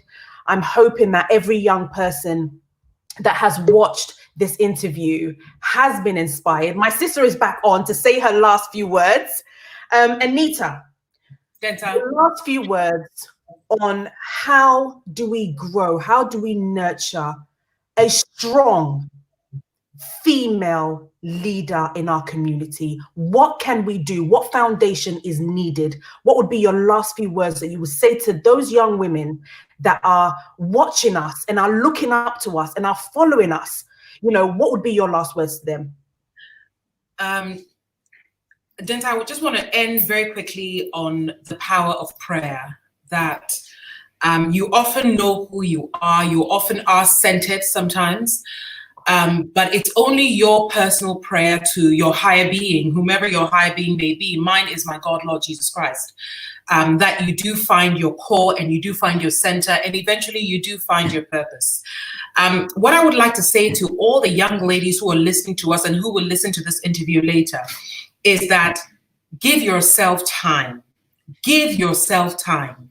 Enjoy the growth, enjoy the pain, enjoy the confusion, enjoy the tears, enjoy the laughter, enjoy the loss, enjoy the gains. Take your time as well. Listen, you were created for greatness, and you were even thought of before your mother conceived you. So know that you are worth so much more than what the people around you say. The people who encourage you, identify who they are and forge bigger relationships with them. Humble yourself enough to acquire further education, whether it's in the traditional classroom or whether it's life in general, whether it's on the streets. And finally, most importantly, when you don't know, please know that it is very okay to ask. Ask and ask and ask and ask forever. Never stop asking. And it's also okay to ask your fellow sister how she got what she got so that you may learn from her. So I say slay all day, share, absolutely, learn, ask, and every single time you go to bed, force yourself to yearn for something more. And that's it. God bless you all. Wow. Thank you so much, Anita, for being such a great inspiration to the young people. All of my panelists are such inspiration. I follow you guys. I mean, I'm inspired by what you do. And what I've learned from you guys is humility. And that's what Maria has just said, that, we have to have humility. In everything that we do, you have to be humble. Sometimes successful people think that, you become successful, you're unapproachable, people can't speak to you. But I think that what you have said is so special about asking. Don't be afraid to ask. Don't be afraid to speak out. And don't be afraid to say no as well. Sometimes you do have to say no. And so these are all important aspects of being a strong female leader in our generation. And so thank you so much, Anita. I'm going to put you off and we'll come back and talk after the show. So I just want to say a big thank you to all my viewers tonight. It's been nearly 3 hours of great inspiration from these wonderful women, and I hope that you have learned something. If you haven't shared this link to somebody, make sure that you share it with somebody. Make sure you follow my page. Make sure you subscribe to the Ordana Network. But I think what is really important here is that we can be great leaders, and we are great leaders. And, you know, it's all about humility. It's all about hard work. These women didn't get there just by not doing anything, but by sweat, by tears, by pain, by joy, by love. And you know what? It's all about us also supporting each other. When you are a woman and you have a position, please, please, please, please bring your other sister with you. Make sure that we are creating that space for all of us to be there. If you know that there's something that you can't do, that somebody else can do, bring that person there.